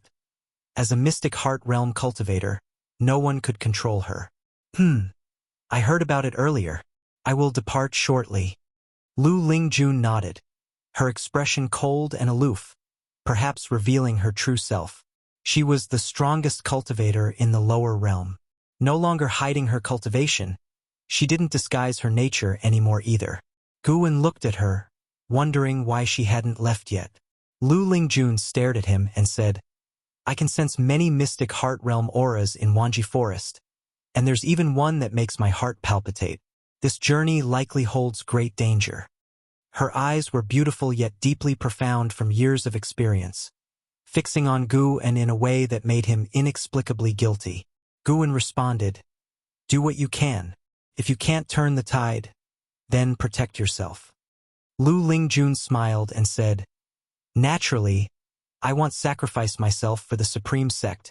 However, I am about to join such a dangerous war. Do you have anything you want to say to me? Guwen cleared his throat and said seriously, Ms. Lu, the previous time I held your hand was unintentional. Don't overthink it. As for matters of love, they can't be decided lightly. Two people need mutual affection to commit for life, not just a brief touch. And, to be honest with you, I didn't write Investiture of the Gods. I just heard it from a Taoist named Su Zhonglin. Lu Lingjun laughed and said, If it was really someone else, how could you bask in this false reputation for decades? Guwen was at a loss for words. He couldn't exactly say the original author wasn't from this world. Actually, it doesn't matter whether you wrote Investiture of the Gods. After being with you for so many years, I know your nature is indeed good. Although greedy, it was always consensual. You always treat people politely, neither humble to those above nor arrogant to those below. Lu Lingjun began to praise Guwen, making him feel a bit euphoric. Was I really this good? Lu Lingjun turned her tone and said, You are excellent in every aspect except your cultivation level. If you want to be my Taoist friend, first cultivate to the void-crossing realm. Before that, I will keep an eye on you. Once you reach the void-crossing realm, I have an untested cultivation technique we can practice together. Practice together? Guwen suddenly thought of some scenes in the Supreme Secret Records, and a surge of heat rose in his heart. Something's off. Trying to destroy my Taoist heart? Guwen looked at Lu Lingjun again, feeling that her smile was so sinister. A 2,000-year-old woman wanting to lure this 70-year-old youngster? Then you better give up. I won't reach the void-crossing realm for the rest of my life, Guwen said seriously. Lu Lingjun smiled, then stood up. She placed her right hand on the table, leaving a ring set with red jade, and said, This is the double heart ring. Refine it, and I can detect if you're in danger and might save your life. Without waiting for Guwen to respond, she disappeared from the room. Guwen looked at the double heart ring on the table, silent. He couldn't help but glance at the Qinghong sword also on the table, feeling a sense of déjà vu. Damn heavenly Tao. Why arrange for one woman after another to like him? Afraid he'll keep hiding? One night passed. The next day at noon, Guwen arrived at Tianya Valley. He found only Luohun left in the valley. He found Luohun and asked where Elvisian and Iluyun had gone. They followed His Majesty on a campaign to the Taichin dynasty. His Majesty said that since the world is in trouble as an emperor, he must contribute. Luo Hun replied, his face full of admiration. Had Li Xiandao not left him to guard the valley, he too would have wanted to join the battle. Guwen didn't expect Li Xiandao to have such a sense of duty. He didn't comment much, just nodded, then turned and walked toward the park. So, Guwen waited for another half a month. He stood at the window of the Mystic Valley Pavilion, using his divine sense to look at Wanji Forest. Lu Lingjun was fighting a Mystic Heart Realm cultivator, with several others battling nearby. The mountainous area within 1,000 miles had become a wasteland, covered in dust. As far as the eye could see, there were corpses everywhere, a shocking sight. That Mahayana cultivator still hadn't shown up. Guwen couldn't believe it. Could he really keep hiding forever? If that mysterious sacrificial array started and the enemy still hadn't appeared, he would have to act to prevent the 9 Dynasties cultivators from being entirely wiped out. After all, there was still a demonic calamity to deal with later. Guwen looked towards the 9 Nether Road, which had already become the territory of the Ephemera sect. Within 1,000 miles, ephemera flowers could be seen everywhere. Once the Ephemera sect's hierarch was dealt with, those flowers could be harvested.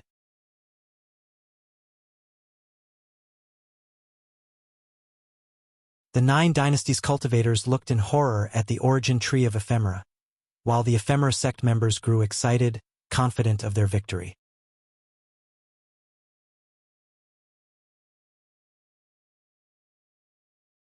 Chapter 145. Take it to save all beings. The origin tree of ephemera broke through the earth, spreading its immense and dense branches. Countless leaves quickly sprouted, covering the entire Wanji forest, spanning thousands of miles. Its trunk was as towering as a giant mountain. A horrifying human face emerged from the trunk of the origin tree of ephemera, with only the facial features visible. It wore a greedy and cruel smile, making the countless captives below tremble with fear. At this moment, countless people fainted from fright. They all had talisman papers stuck to them, preventing them from speaking, amplifying their inner terror to the extreme. Upon seeing the human face growing from the origin tree of ephemera, the great cultivators of the 9 Dynasties went mad. Everyone, we have nowhere left to retreat. Think about your children and grandchildren. If we lose today, there will be no place left for the human race on this land. A domineering voice echoed throughout the heavens and earth, like thunderclaps, deafening the ears. As the voice fell, a dazzling golden light erupted from the horizon, speeding forward with unstoppable momentum. For Mystic Heart Realm cultivators from the Ephemera sect appeared out of thin air, casting spells in unison, trying to intercept the golden light. However, just as the two sides were about to collide, the golden light burst forth with thousands of beams, continuing its deadly trajectory. A majestic green river surged from behind. On its head stood a man in a black robe, holding a Zen stick, with boundless spiritual power, stirring up waves of wind. From other directions, great cultivators also charged forward, each using their divine skills, creating a magnificent spectacle. On the side of the 9 Dynasties, all Mystic Heart Realm cultivators launched a full-scale assault, vowing to reach the origin tree of ephemera. LV Badian raised the great flag he held high, and the 100,000 inner sect disciples below revealed their magical artifacts in unison. They quickly moved, changing formations, and lines of spiritual power dragons soared into the sky. There were fire dragons and ice dragons, intertwining and roaring, shaking the heavens and earth. Lu Lingjun rode a white python, cruising through the sky. She released the treasure sword in her hands and took out a great bow, drawing the bowstring to a full circle, gathering spiritual power into an arrow. Nature's spiritual energy surged toward this arrow, condensing together and greatly enhancing its aura. The right hand pulling the bowstring emitted a dazzling light. In another direction, Taoist Tianshu from the Three Pure Ones mountain led dozens of Taoists, flying towards Wanji Forest. A battle far surpassing any before erupted. Boom! In Mystic Valley, Guwen stood atop a mountain, hearing the distant rumble. Beside him, Chu Jingfeng was highly agitated, unable to stay calm. This commotion? Chu Jingfeng frowned, sensing the sound coming from afar. It reminded him of Wanji Forest of the Taichen dynasty. The Battle of Wanji Forest had spread throughout the immortal cultivation world, and those servant disciples who had wandered through the outer sect always talked about it when they returned. The battle had already been ongoing for a long time, and now, with such a sudden and terrifying outbreak, it was hard to imagine what was happening. Rolling dark clouds began to appear in the sky, coming aggressively to cover the heavens. Guwen looked into the distance and softly said, "The fate of the 9 dynasties is at stake. Unfortunately, we can do nothing but pray that the heavens stand on the side of the righteous path." Chu Jingfeng took a deep breath and said, "Tell me, what level must one reach to save all living beings single-handedly?" Guwen glanced at him and smiled. "Why? Do you have such an ideal?" Sword Venerable Fudao has repeatedly saved the supreme sect single-handedly. As a sword cultivator, he is naturally who I aspire to become.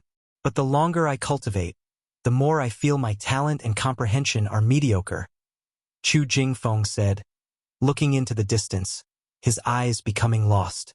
Guwen smiled. "If you realize that, you must diligently practice the Taoist expansion skill I taught you. Although this technique comes from the Thousand Autumn Pavilion, I haven't mastered it either, but I believe you can.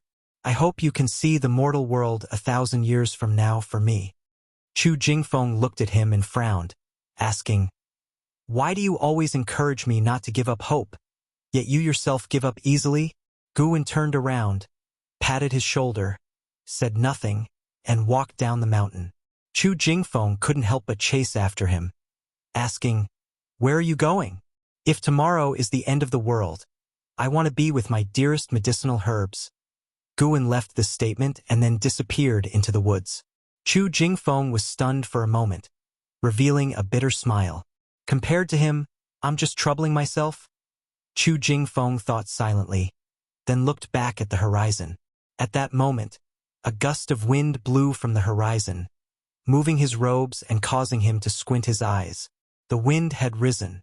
After circling Mystic Valley, Guwen returned to the pavilion, closed the door, activated the restriction in the house, and then directed his divine sense towards Wanji Forest. He could sense spatial fluctuations inside the origin tree of ephemera.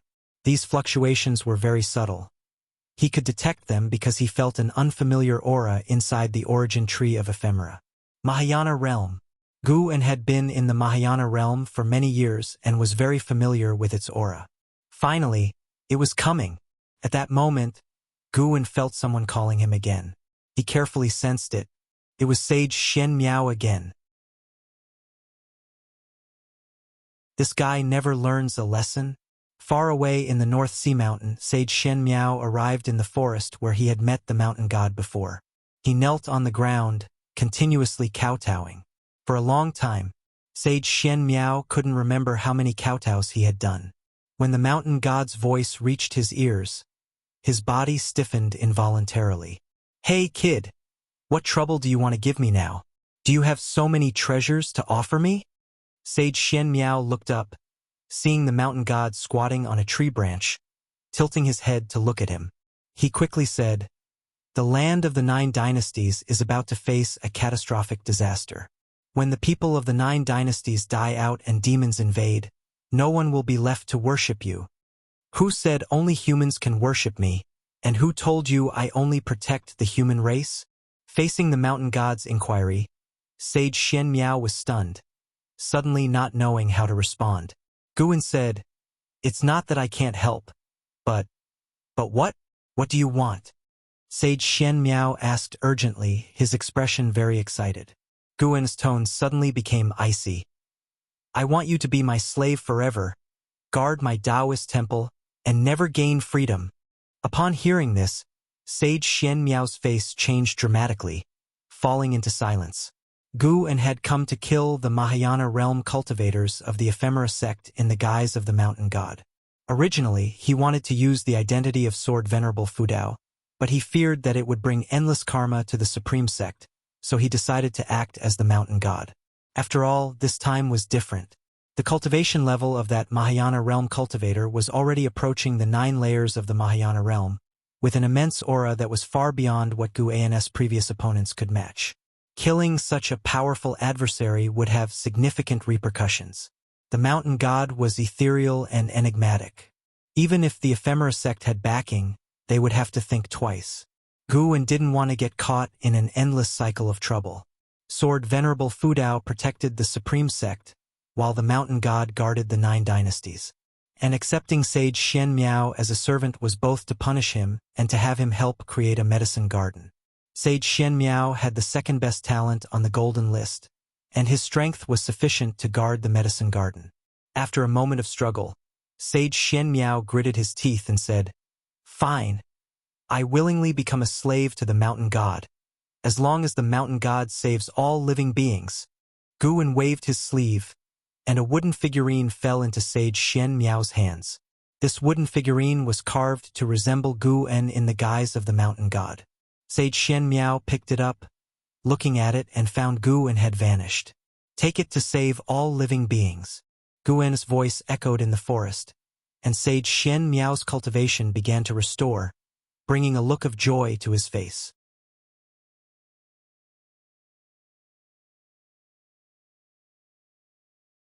Butcher Immortal Jing's icy voice resounded, filled with murderous intent, as if it came from the demon god of 9 Nether. Anyone who heard his voice felt their hearts turn cold. Lu Lingjun, who was fighting, turned to look and was shocked, her eyes full of disbelief. Facing this pressure, her spiritual power felt suppressed. The other side's level was undoubtedly higher than the mystic heart realm.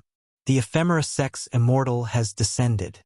Why do you still not kneel, waiting to receive the favor of the ephemera immortal? An ephemera sect great cultivator laughed maniacally. The mystic heart realm great cultivators from the 9 dynasties paid no heed to his provocation. They all looked at the origin tree of ephemera in terror.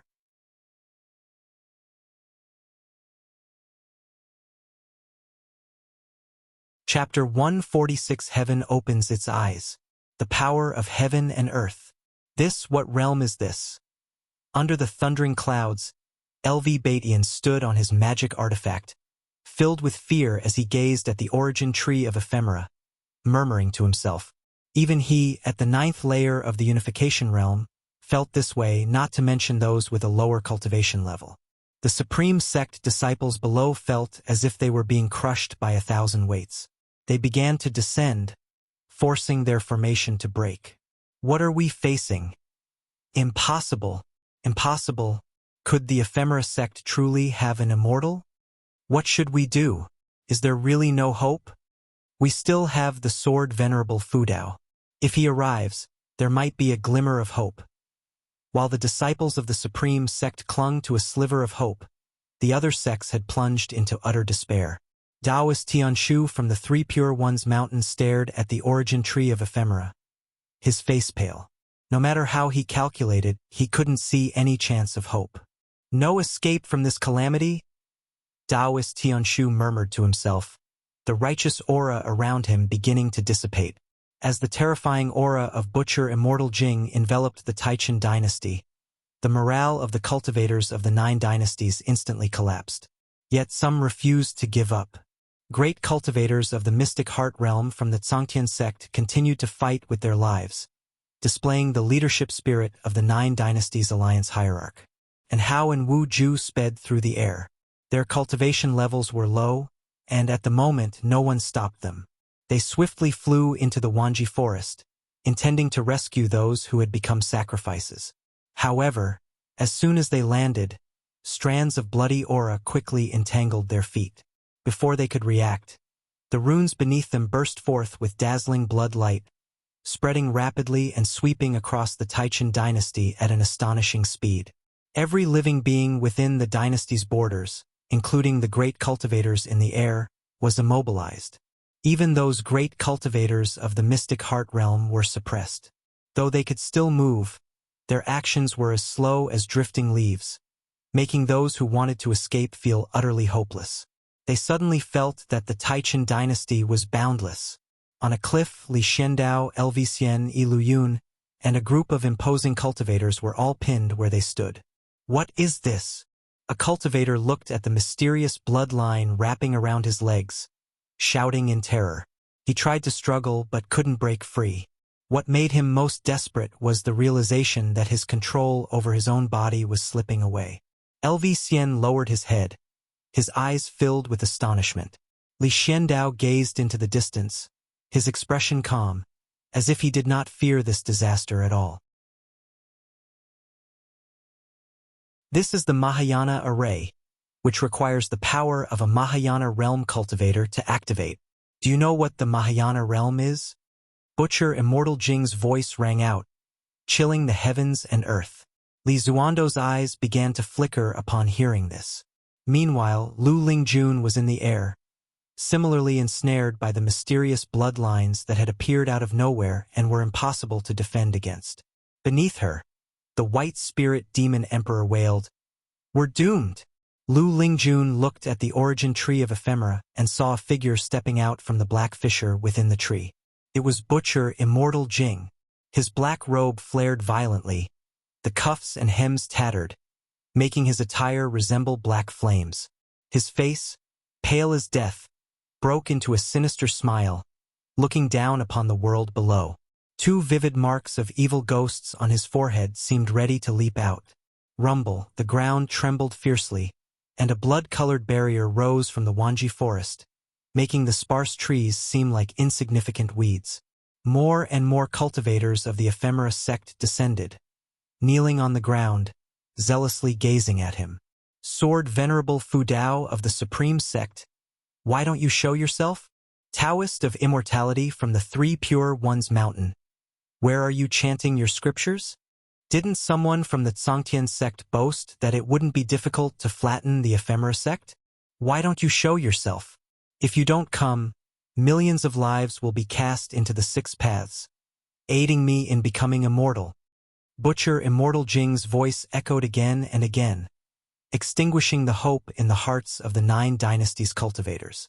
More and more people fell into despair. In his blood-red eyes, the reflection of ephemeral flowers appeared as the human face on the origin tree of ephemera opened its mouth, spitting out a giant ephemeral flower that flew to his feet, carrying him upward. As he ascended, everyone within the Taichin dynasty felt their vitality being drained, further deepening their despair. Far in the Mystic Valley, Guwen felt a chill in his heart. This guy's aura is so strong. It feels like his realm is almost comparable to the 9th layer of the Mahayana realm. Fortunately, I broke through ahead of time, and even to the 9th layer of the Nirvana realm. Guwen locked his divine sense onto Sage Shen Miao. With Guan's mana enhancing him, Sage Shen Miao's speed far surpassed before, and he was already nearing the Taichin dynasty. Sage Shen Miao also heard Butcher Immortal Jing's voice, feeling an urgency head never felt before. He had never thought his speed could be so slow. "Mountain God, it's too late." Sage Shen Miao roared in his heart, tightly gripping the mountain god's wooden figure, his arm trembling. "If it's too late, then throw it out." Guan's voice reached his ears. Upon hearing this, he immediately hurled the wooden figure forward. As soon as the figure left his hand, it burst forth with terrifying speed, transforming into a streak of cyan light that charged towards the Wanji forest with unstoppable force. Almost instantly, Butcher Immortal Jing sensed something, turning his head towards the horizon. Lu Lingjun was directly in Butcher Immortal Jing's line of sight, and feeling his gaze, her heart trembled. Under her were the white spirit demon emperor who was shaking even more. In a trance, Lu Lingjun seemed to sense something, subconsciously turning her head. Time seemed to freeze as she caught sight of a streak of cyan light. Within the cyan light, she vaguely saw a small figure, and Hao, struggling desperately, turned his head and saw the cyan light speeding over, passing above his head at an inconceivable speed. On the cliff, Li Xiandao watched as the cyan light streaked across the horizon, his vision blurring. In the desperate eyes of the countless sacrifices, a streak of cyan light pierced through the darkened sky, bringing light into their view. Butcher Immortal Jing's reaction surpassed everyone in the Taichin dynasty. He raised his hand to block, forming a black light with terrifying spiritual power to intercept the Saiyan streak. His face changed slightly, and he coldly said, "Mahayana realm? Who are you?" Within the Saiyan light, the small wooden figure turned, facing Butcher Immortal Jing. The small wooden figure raised its hand, pointing at Butcher Immortal Jing. Butcher Immortal Jing's eyes narrowed as he suddenly clenched his right fist, forming a demonic claw of terrifying black light, aiming to crush the small wooden figure. Bang! A massive beam of Saiyan light suddenly emerged from behind the small wooden figure, engulfing Butcher Immortal Jing at an unimaginable speed. Too fast. Standing at the peak of the Mahayana realm, Butcher Immortal Jing couldn't even react. The towering origin tree of ephemera was instantly pierced by the Saiyan beam, its body rapidly turning to ash, dispersing the thunderclouds in the sky. The bright sky suddenly burst into view, causing countless people to subconsciously close their eyes. The Saiyan light around the small wooden figure dissipated. Silence fell over the world. Great cultivators of the 9 dynasties and the ephemera sect stared in shock at the diminishing body of the origin tree of ephemera, their minds blank. The small wooden figure turned, its body trembling slightly. In an instant, the sound of thunder exploded. The ground shattered, countless trees shot up, rushing towards the cultivators of the ephemera sect with mad speed. The great cultivators of the mystic heart realm instinctively tried to flee, but were swiftly entangled by the trees. Beyond the Mahayana array, endless trees rose, forming walls on all sides. The ephemera sect cultivators within the formation saw their faces change dramatically, leaping up to try to escape over the walls, but were immediately entangled by vines and pulled into the trees. No. What is this? Who? Sect hierarch, save me. Spare me. Spare me. Countless screams and cries erupted, plunging the earth into despair. The 9 dynasties cultivators scrambled to dodge, but soon realized that the vines and trees bypassed them, targeting only the ephemera sect cultivators. Taoist Tianshu of the 3 Pure Ones mountain hovered in the sky, overlooking the earth. Dust rose like an ocean, boundless, as if covering the entire mortal world. The trees twisted like azure dragons, mysterious and grand, shattering this mystic heart realm great cultivator's perception and cognition. He could not imagine such mighty power. It was as if heaven and earth were punishing the ephemera sect. Not only him, but all the great cultivators of the 9 dynasties were watching this shocking sight. No matter how high they flew, they could not see the end of the sea of trees. The entire land was engulfed in a sea of dust, with countless trees growing rampant. Lu Lingjun stared dumbfounded at the scene, unable to believe her eyes. The power of heaven and earth. Heaven has opened its eyes. The white spirit demon emperor cried out in excitement, the blood lines on its body beginning to dissipate. It regained control of its demon body. On a mountain top in the North Sea Mountain, Guin stood on the cliff, facing the wind, displaying the majesty of an immortal. The wooden figure given to Sage Shen Miao was merely a decoy to make Butcher Immortal Jing believe that the approaching entity was only a Mahayana realm cultivator. Guin used the mana on the wooden figure to lock onto Butcher Immortal Jing from a distance, then used his full power to kill Butcher Immortal Jing. Mentally intense, but the process was brief. A series of prompts flashed before Guin's eyes as he shifted his right foot slightly. Within 10,000 li of the Taichin dynasty, the vast sea of trees came to a halt, each tree spine shaking the eyes of all living beings. Guin turned, the wind lifting his black hair, and he walked into the forest, disappearing into the darkness as if he had never appeared. Meanwhile, Sage Shen Miao was still rushing towards the Taichin dynasty. When he reached its border, his speed began to slow. Staring at the towering, curving trees before him, he was struck with awe. Could this be the power of the mountain god? Sage Shen Miao descended slowly, landing on a cliff, standing as Guin had done before, the wind blowing against him. Unlike Guin's calm, his face was filled with shock. His eyes showed a mixture of surprise and reverence. Suddenly, he felt a deep sense of fear. He had been so rude to the mountain god, yet the mountain god had shown him mercy. The stark contrast between the modest mountain god and the magnificent spectacle before him overwhelmed his heart. He slowly knelt down, his knees mere inches from the cliff edge. To serve for a lifetime, it turns out to be my honor.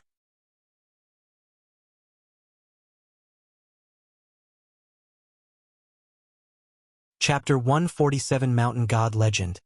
Establishing temples everywhere under the sunlight. The vast dust waves between heaven and earth lingered for a long time. The hierarchs of the 9 dynasties sects gathered together, standing on the massive tree roots, looking at the surrounding scene, speechless. Vagabond was also the same. Even though the high-level members of the ephemera sect had been dead for a while, the shock in his heart had yet to dissipate. They had battled for so long without breaking through the ephemera sect's defenses, but in mere moments, the hierarch and the great cultivators of the mystic heart realm were all dead. What on earth had happened? Those standing at the top of the 9 dynasties' immortal cultivation world all felt complex and uneasy at that moment. Surviving this catastrophe brought them joy, but upon calming down, they felt fear. If the mysterious power that annihilated the ephemera sect so easily could destroy them just as effortlessly, the Zongtian sect's sect leader, Liang Zonghai, looked at Taoist Tianshu of the 3 Pure Ones mountain and asked, "Taoist friend Tianshu, do you know what power this is?" Everyone looked at Taoist Tianshu, their eyes filled with hope. Being the oldest sect among the 9 dynasties, 3 Pure Ones mountain's understanding of the world far surpassed theirs. Taoist Tianshu's expression was complex. He took a deep breath and said, "Poor Taoist also does not know what existence acted, but perhaps heaven and earth are punishing the ephemera sect." Heaven and earth? The faces of the hierarchs changed unpredictably. The sect leader of the Juishan sect from the Taizong dynasty, Zhong Wujin, looked into the distance and sighed, "If heaven and earth have a spirit, why did it wait for so many deaths before acting?" Looking in the direction of his gaze, the disciples of various sects were escorting captives turned sacrificial victims. Their figures were as numerous as the stars, yet appeared so insignificant amidst the sea of trees. No one answered Zhong Wujin's question. This battle shattered their pride. Having witnessed such terrifying power, they realized that the unification realm was nothing, and the mystic heart realm was merely slightly stronger ants. The great cultivators of the mystic heart realm from the ephemera sect died without any resistance. They could never forget the despair on those cultivators' faces before they died. It was the mountain god. The mountain god acted. A voice rang out, causing everyone to turn their heads, only to see Sage Xian Miao quickly flying over. Vagabond recognized this person, the second on the golden list, the only one who forced and how to go all out. Sage Xian Miao flew swiftly and landed in front of Taoist Tianshu, raising his hand in salute. An old Taoist from 3 Pure Ones mountain quickly asked, "Xian Miao, which mountain god?" "What do you know?" Sage Xian Miao took a deep breath and looked at the hierarchs, saying, "The one who annihilated the ephemera sect was the mountain god. The mountain god hides deep in the mountains, hard to trace. I was fortunate to have encountered it. Earlier, the mountain god gave me a wooden figure, telling me to use it to save the world. All of this was caused by that wooden figure." As he spoke of this, his face was full of reverence. The hierarchs all started questioning, making the area noisy. Liang Zonghai seemed to recall something and immediately waved his hand towards the distance. Soon, a cultivator flew over, holding a wooden figure. Liang Zonghai summoned the wooden figure from a distance, grasped it, and then asked Sage Xian Miao, "Friend, is this the wooden figure?" Sage Xian Miao immediately nodded, saying, "This is the mountain god's wooden effigy. Do not offend it." Everyone's attention fell on the wooden figure in Liang Kanghai's hand, making him feel it was scorching hot. Some still doubted Sage Xian Miao's words. Then Taoist Tianshu suddenly cast a spell, immobilizing Sage Xian Miao, and waved his horsetail whisk across his forehead, drawing out a vision. Everyone saw Sage Xian Miao kneeling in the woods. Before him on a branch squatted a little white-clothed figure. Seeing this white-clothed figure, Liang Songhai was so frightened that he dropped the wooden figure. Identical! This mountain god was so small, yet it made the people present believe it indeed was the mountain god. The 9 Dynasties land is about to face utter disaster. Once all the people of the 9 Dynasties die and demons invade, no one will be left to worship you. Who said only humans can worship me? And who told you I only protect the human race? If you want me to act, it's not impossible, but what?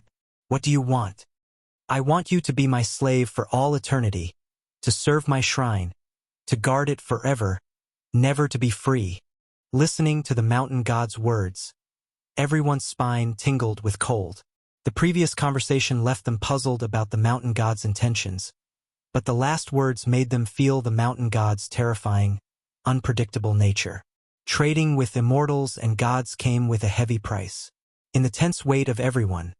In the vision, Sage Xian Miao looked up and said words that shocked everyone's hearts. All right, I willingly become the mountain god's slave. Just ask the mountain god to save the world. Take it and save the world. The mountain god threw Sage Xian Miao a wooden figure. Then Sage Xian Miao stood up, saluted, and left with the figure. The vision abruptly ended here. Taoist Tiantian's expression changed slightly, suddenly spewing a mouthful of reverse blood, his face turning pale. Sage Xian Miao regained his movement and frowned at Taoist Tianshu. The other hierarchs looked at Sage Xian Miao with complex expressions.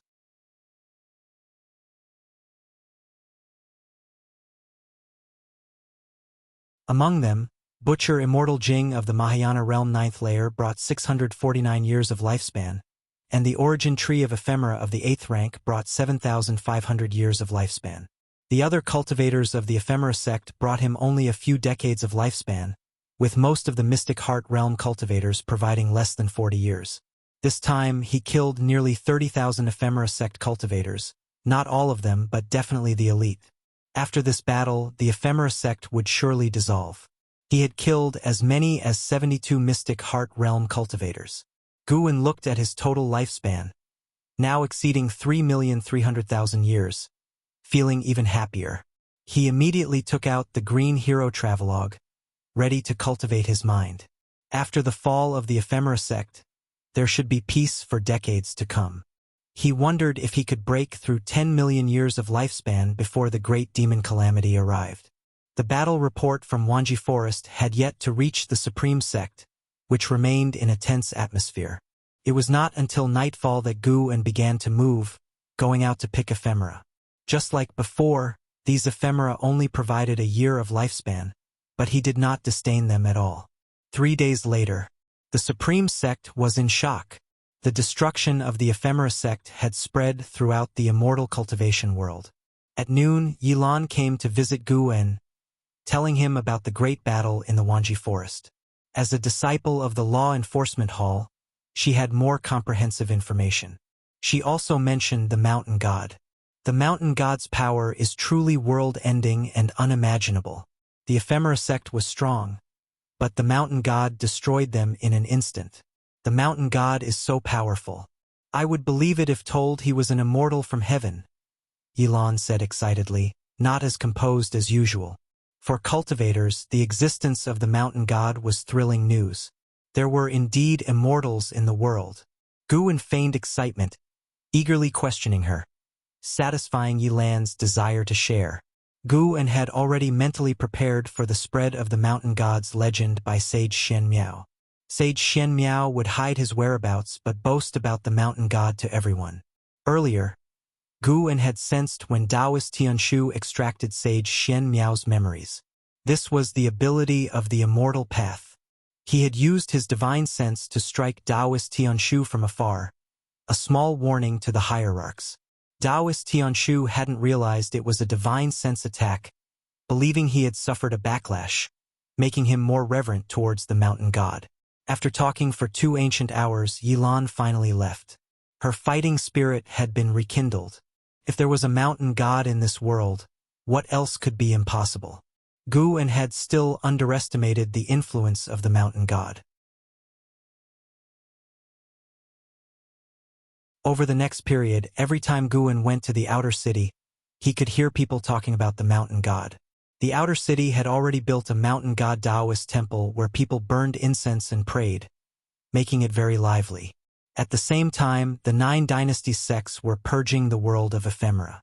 Within less than a month, 90% of the ephemera across the land had vanished, with the remaining sparsely distributed. Guan couldn't be bothered to collect more. Even so, his harvest was still massive.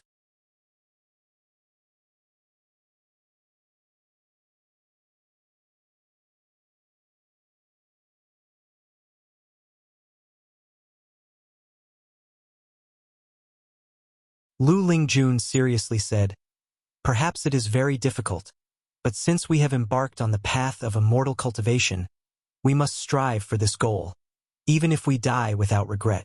Guan noticed that her lifespan had reached its limit, which is 3,700 years. She still had nearly 1,700 years left. He wondered if she could defy the heavens and reach the nirvana realm in the remaining years. For now, he had no intention of teaching her the primordial reincarnation skill. His relationship with Lu Lingjun hadn't reached that level yet. He would observe her next actions first. If she pleased him, he might give her a hand. If she treated him poorly, she could forget about it. An hour later, Lu Lingjun stood up to leave. Before departing, she reminded him, "Don't pay attention to those worthless books. If you have time, write another investiture of the gods. I want to see what happened to those people after they became deities." "Worthless books? You don't understand at all." Guan glared at Lu Lingjun's back. After she closed the door, he took out the Supreme Secret Records. This was the last volume of the Supreme Secret Records. After reading it, he planned to burn it. He opened the first page and began to savor it.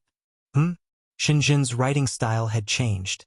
The final volume had a melancholic tone, unlike the previous boldness. "Nice, I like it." As a melancholic person himself, Guan decided not to burn the Supreme Secret Records. Watching the male protagonist and his soulmate expressing their feelings during a farewell, releasing years of emotional conflict. Next came the illustrations Guan usually despised. He decided to take a careful look to see if Xinjin's drawing skills had any flaws. As the new year arrived, Guan participated in the spring festival celebrations in the Third Medicine Valley and the Mystic Valley. Late at night, he arrived at Nianchu Cave in the Heavenly Phoenix Mountain. He brought fine wine and delicacies to Tianyao, intending to celebrate the festival together. Apart from tending to the herbs, Tianyao spent her time cultivating. Life was quite dull, so every time Guan visited, he would bring her various delicacies. This was Tianyao's first time drinking wine. She held the jar and was choked by the first sip. This was spiritual wine. Even core formation cultivators would get drunk if they drank too much. Although intoxicated, this wine could boost cultivation, making it an excellent aid for cultivation. Tianyao's delicate face turned visibly red, and Guan reminded her, "If you can't handle it, don't rush. Save it for later. You'll get used to it after a few drinks." A demon getting flushed from drinking wine? This was unexpected for Gu, and Tianyao shook her head and said, "I can drink. Why wouldn't I be able to drink?" She saw Guan finish a bowl of spiritual wine and naturally didn't want to admit defeat. Moreover, despite the heat it induced, she found the sensation quite pleasant and wanted to drink more.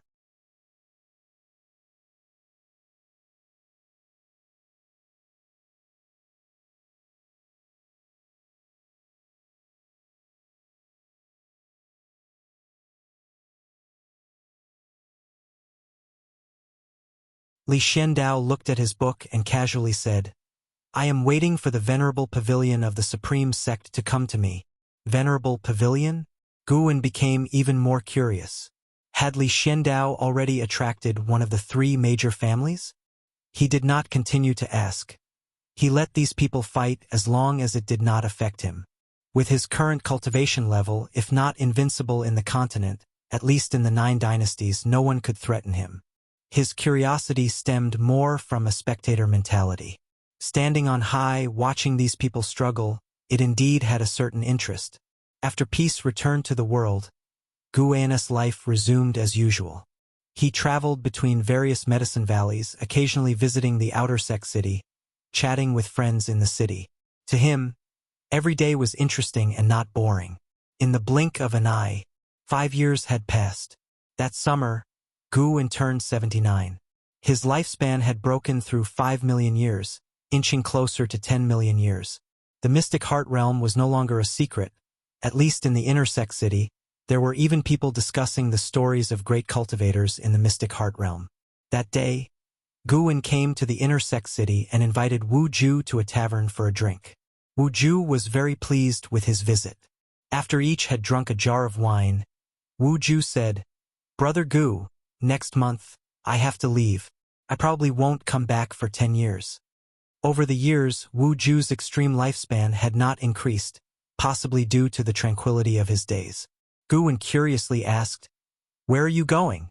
Wu Ju replied, "The current emperor has called for uniting the 9 dynasties and gathering the power of the world to resist the great demon calamity in decades. My master is sending me to support him." Zhou family. 5 years ago, Gu had become curious about which venerable pavilion Li Xiandao met with. So he used his divine sense to spy and discovered that the venerable pavilion was Wu Ju's master, Zhou Yu. After they met, Li Xiandao returned to the court and made a statement that shocked the world. "Unite the universe, jointly fight demons." Such arrogant words had been criticized by the Supreme Sect disciples. Yet the events had defied their expectations. To everyone's surprise, the Supreme Sect sent disciples to support the dynasty, acting on behalf of Li Xiandao. This was clearly not LV Baishan's idea. Gu could sense that the atmosphere in the inner sect had become tense. It was worth noting that LV Badian had not come to find Gu in the last 5 years. If he hadn't used his divine sense to check and confirm that LV Badian was alive and well in seclusion cultivating, he might have thought that LV Badian had been forced into deviation again. "I have a disciple named Yi Yen. He joined the army many years ago. If you encounter him, please take good care of him." Gu smiled. Wu Ju patted his chest and smiled. "Of course, no problem."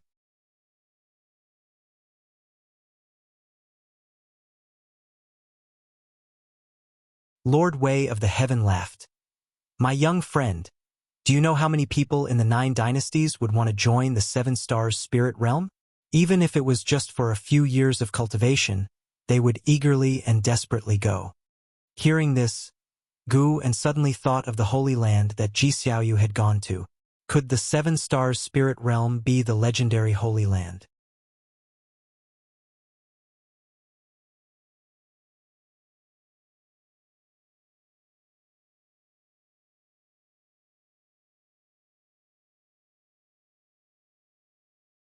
"Yes, it's all right," Gu commented. Although The Supreme Immortal Venerable was a book he originally wrote, he did not like to read it because there was no sense of novelty. Ancestor Kusong chuckled.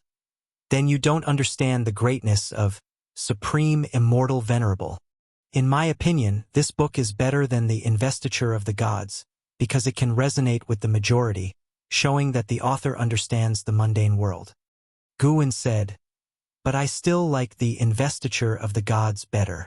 It has more detail and more imagination." The two began to argue about which book was better. Gu did not intend to let him win. After all, ostensibly Gu did not know his true identity. They were friends with a significant age difference but shared a common interest. If Gu always agreed with him, flattering him, it would rather be boring. After a long argument, Gu had the upper hand and left satisfied. Ancestor Kusong, who had been blowing his nose and glowering, watched Gu go downstairs. The anger on his face subsided, turning into a playful smile. At this moment, the great void-crossing realm cultivator walked over. This was a man dressed in a gray Taoist robe. He came to Ancestor Kusong and asked with a smile, "Ancestor, why are you arguing with the Foundation Establishment Realm cultivator?" "He is in the Foundation Establishment Realm, but the fact that he can enter the intersect shows he is not so simple, does it?" Ancestor Kusong asked in return. The gray-robed man shook his head. "Maybe he has some background, but cultivation levels don't lie." Ancestor Kusong smiled but did not reply. continuing to read the Supreme Immortal Venerable. The gray-robed man continued to ask, the 9 Dynasties sects plan to jointly explore the demon land to find the cause of the demon calamity. Will you go? Ancestor Kusong replied. Yes, these old bones of mine have no hope of advancing further. After enjoying some more leisurely days, I will head to the demon land. The gray-robed man, upon hearing this, said, Ancestor, take me with you. Nonsense, this trip is life-threatening. Even though I'm at the mystic heart realm, I can't protect you. Is it that terrifying? Do you think the ephemera sect dares only to make trouble in the 9 Dynasties lands for no reason? Could it be that there is also a Mahayana expert in the demon land? Ancestor Kusong did not answer. He shifted his gaze to the window. Beneath the blue sky, disciples flew in and out. The scenery was beautiful. Deep night, heavenly Phoenix Mountain, Nianchu Cave. Guwen was teaching Tianyao how to cultivate the limitless freedom step. Tianyao was the only one to inherit the limitless freedom step. Together with the primordial earth immortal skill, in 1,000 years, her strength would certainly be very powerful. In the same realm, it might not be said that she would be invincible, but no one, neither human nor demon, could stop her. Tianyao was very excited about Gu An's teachings. This was the first time Gu An had taught her a spell. The step technique of the limitless freedom step was very complex, and Tianyao practiced it with great effort. Gu An was not in a hurry, since this step technique required years of cultivation to show its effects. If Tianyao could master it after just practicing it once, he would be devastated. 5 years passed.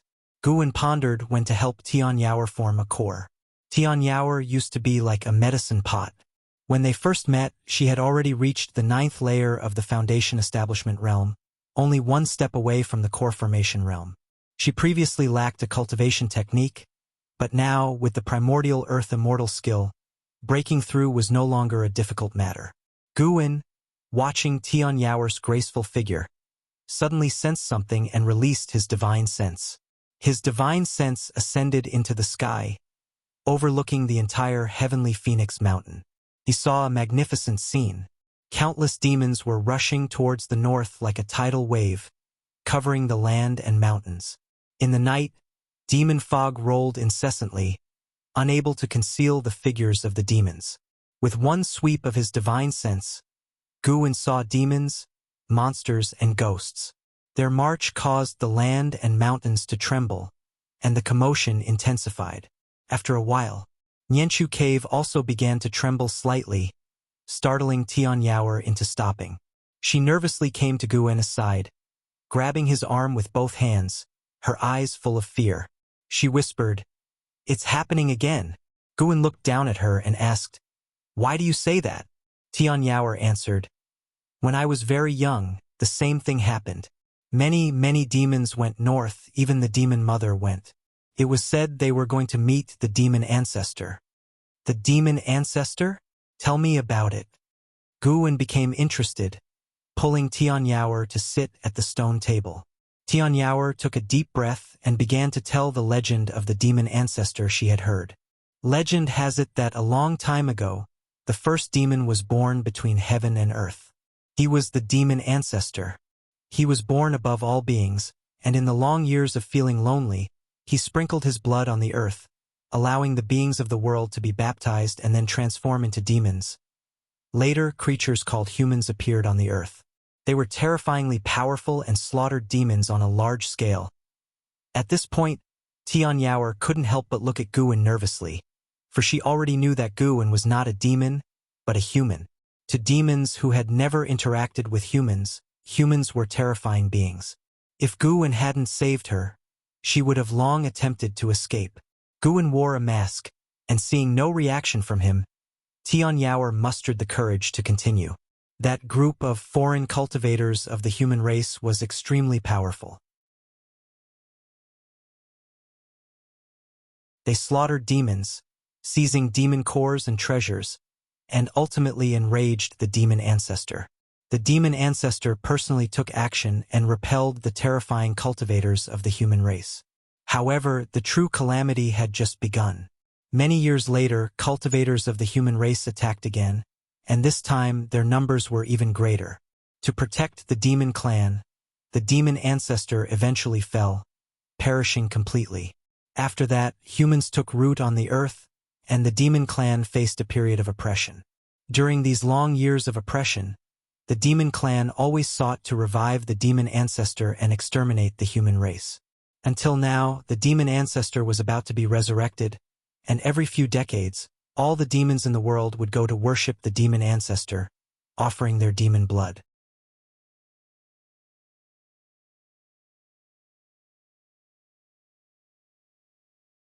Chapter 151. Ridge of 10,000 Demons, person of heavenly destiny listening to the legend of the demon ancestor, Guwen felt an odd sensation within. So, the 9 dynasties on the continent were the invaders? No wonder the Holy Land didn't assist the 9 dynasties. But Guwen didn't ponder too much. He wouldn't sympathize with the demon clan or blame the 9 dynasties over this. The fight for survival had never been defined by good and evil. Besides, there might have been other races on this continent before the demon clan emerged. The evolution of heaven and earth had always been about survival of the fittest, the old being replaced by the new. As a human, Guwen naturally had to consider things from the perspective of the human race. If one had a sense of righteousness, one wouldn't annihilate the demon clan completely. In fact, the human race and demon clan could coexist. In the immortal cultivation world, the presence of demons was common. Demon pets had become an indispensable element for most cultivators. In some sects, powerful demon creatures could even become guardian deities, worshipped by cultivators. After Tianyao finished speaking, she looked nervously at Guwen and suddenly grabbed his left hand. "Master, can't humans and demons really coexist? Why must it always be a fight to the death?" Although she feared humans, she didn't dislike them because she had never encountered humans since childhood. On the contrary, those who persecuted her were from the demon clan. Guwen withdrew his hand, saying, "It's not just about races in this world. To become stronger, one inevitably walks the path of struggle. Rather than worrying and feeling sorrowful, it's better to focus on cultivation because your enemies won't sympathize with you. If you wish to sympathize with others, you must become powerful enough." Because of the memories from his past life, aside from the friends he had genuinely bonded with, Guwen viewed the world with a sense of detachment. When the chaos erupted in the Supreme Sect's outer sect, he had etched the word righteousness into his mind, but he didn't feel extreme hatred toward those actions. When the ephemera sect ravaged the world, he didn't harbor extreme hatred either. He could immerse himself in the mundane world, yet deep within, he harbored a kind of solitude. This solitude allowed him to see through everything clearly and kept him from being swayed by his surroundings. After listening to his words, Tianyao nodded earnestly and said, "If the demon ancestor is resurrected and humans are driven away, Master, wherever you go, you must take me with you." Guwen smiled and asked, "Is the demon ancestor really that powerful? Will humans surely be driven away?" "I once heard the demon mother say that once the demon ancestor is resurrected, this continent will completely become a land of demons and devils."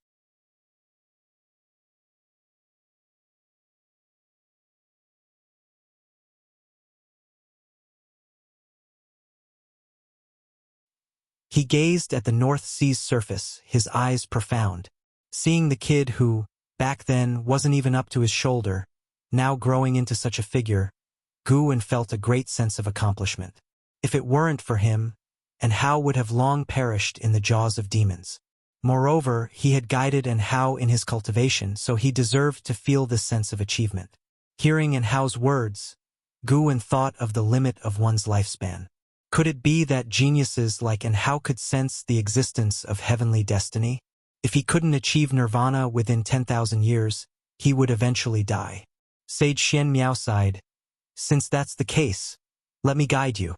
Previously, while passing through Tianwei, my treasure guided me to the ruins of a great cultivator's cave abode. However, the restrictions inside were complex, and I couldn't comprehend them at the time, so I set it aside and came to participate in the Golden List tournament. You can try, as there are great opportunities inside. Upon hearing this, and Hao couldn't help but ask for the exact location of the cave abode ruins. Sage Xian Miao took a map from his storage bag and handed it to Hao. After chatting a while longer, Hao prepared to leave. Before departing, he reminded, "The hateful Heaven Divine Sword has been causing quite a stir in the immortal cultivation world recently. The sword master has already turned to demonic cultivation and learned an evil art, killing more and more people. Be careful in these deep mountains so he doesn't catch you. If the mountain god is always drowsy, no one can save you." Sage Xian Miao laughed. "I am at the 5th layer of the divinity transformation realm. The hateful Heaven Divine Sword hasn't yet killed a divinity transformation cultivator." Hao shook his head with a wry smile, waved his hand, and turned to leave. He leaped, a flying sword emerging from his waist. He stepped onto it and quickly vanished at the edge of the North Sea. Sage Xian Miao watched for a while, then turned back to the temple. Just as he entered the courtyard, he heard the voice of the mountain god. "This boy's root bones are extraordinary, and his chi fortune is remarkable." Looking up, he saw the mountain god sitting on the temple's eaves, watching Hao's departing figure.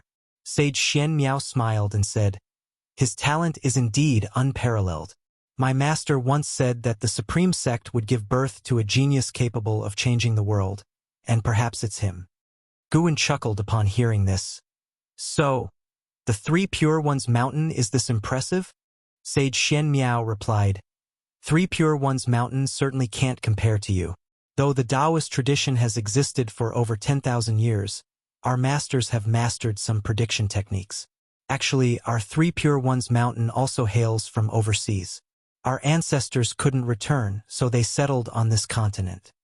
He began introducing Three Pure Ones Mountain, and Guan listened attentively.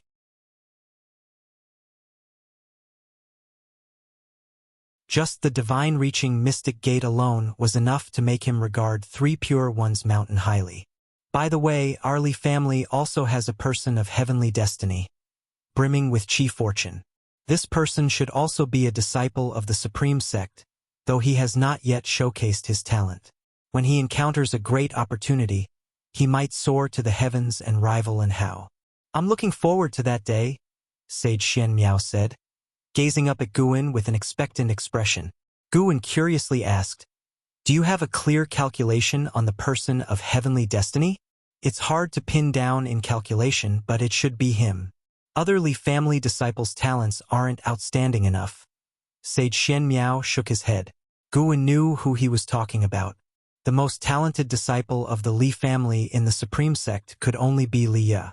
But in truth, Li Zuando's talent was even more terrifying. Perhaps Li Shendao was the true person of heavenly destiny in the Li family.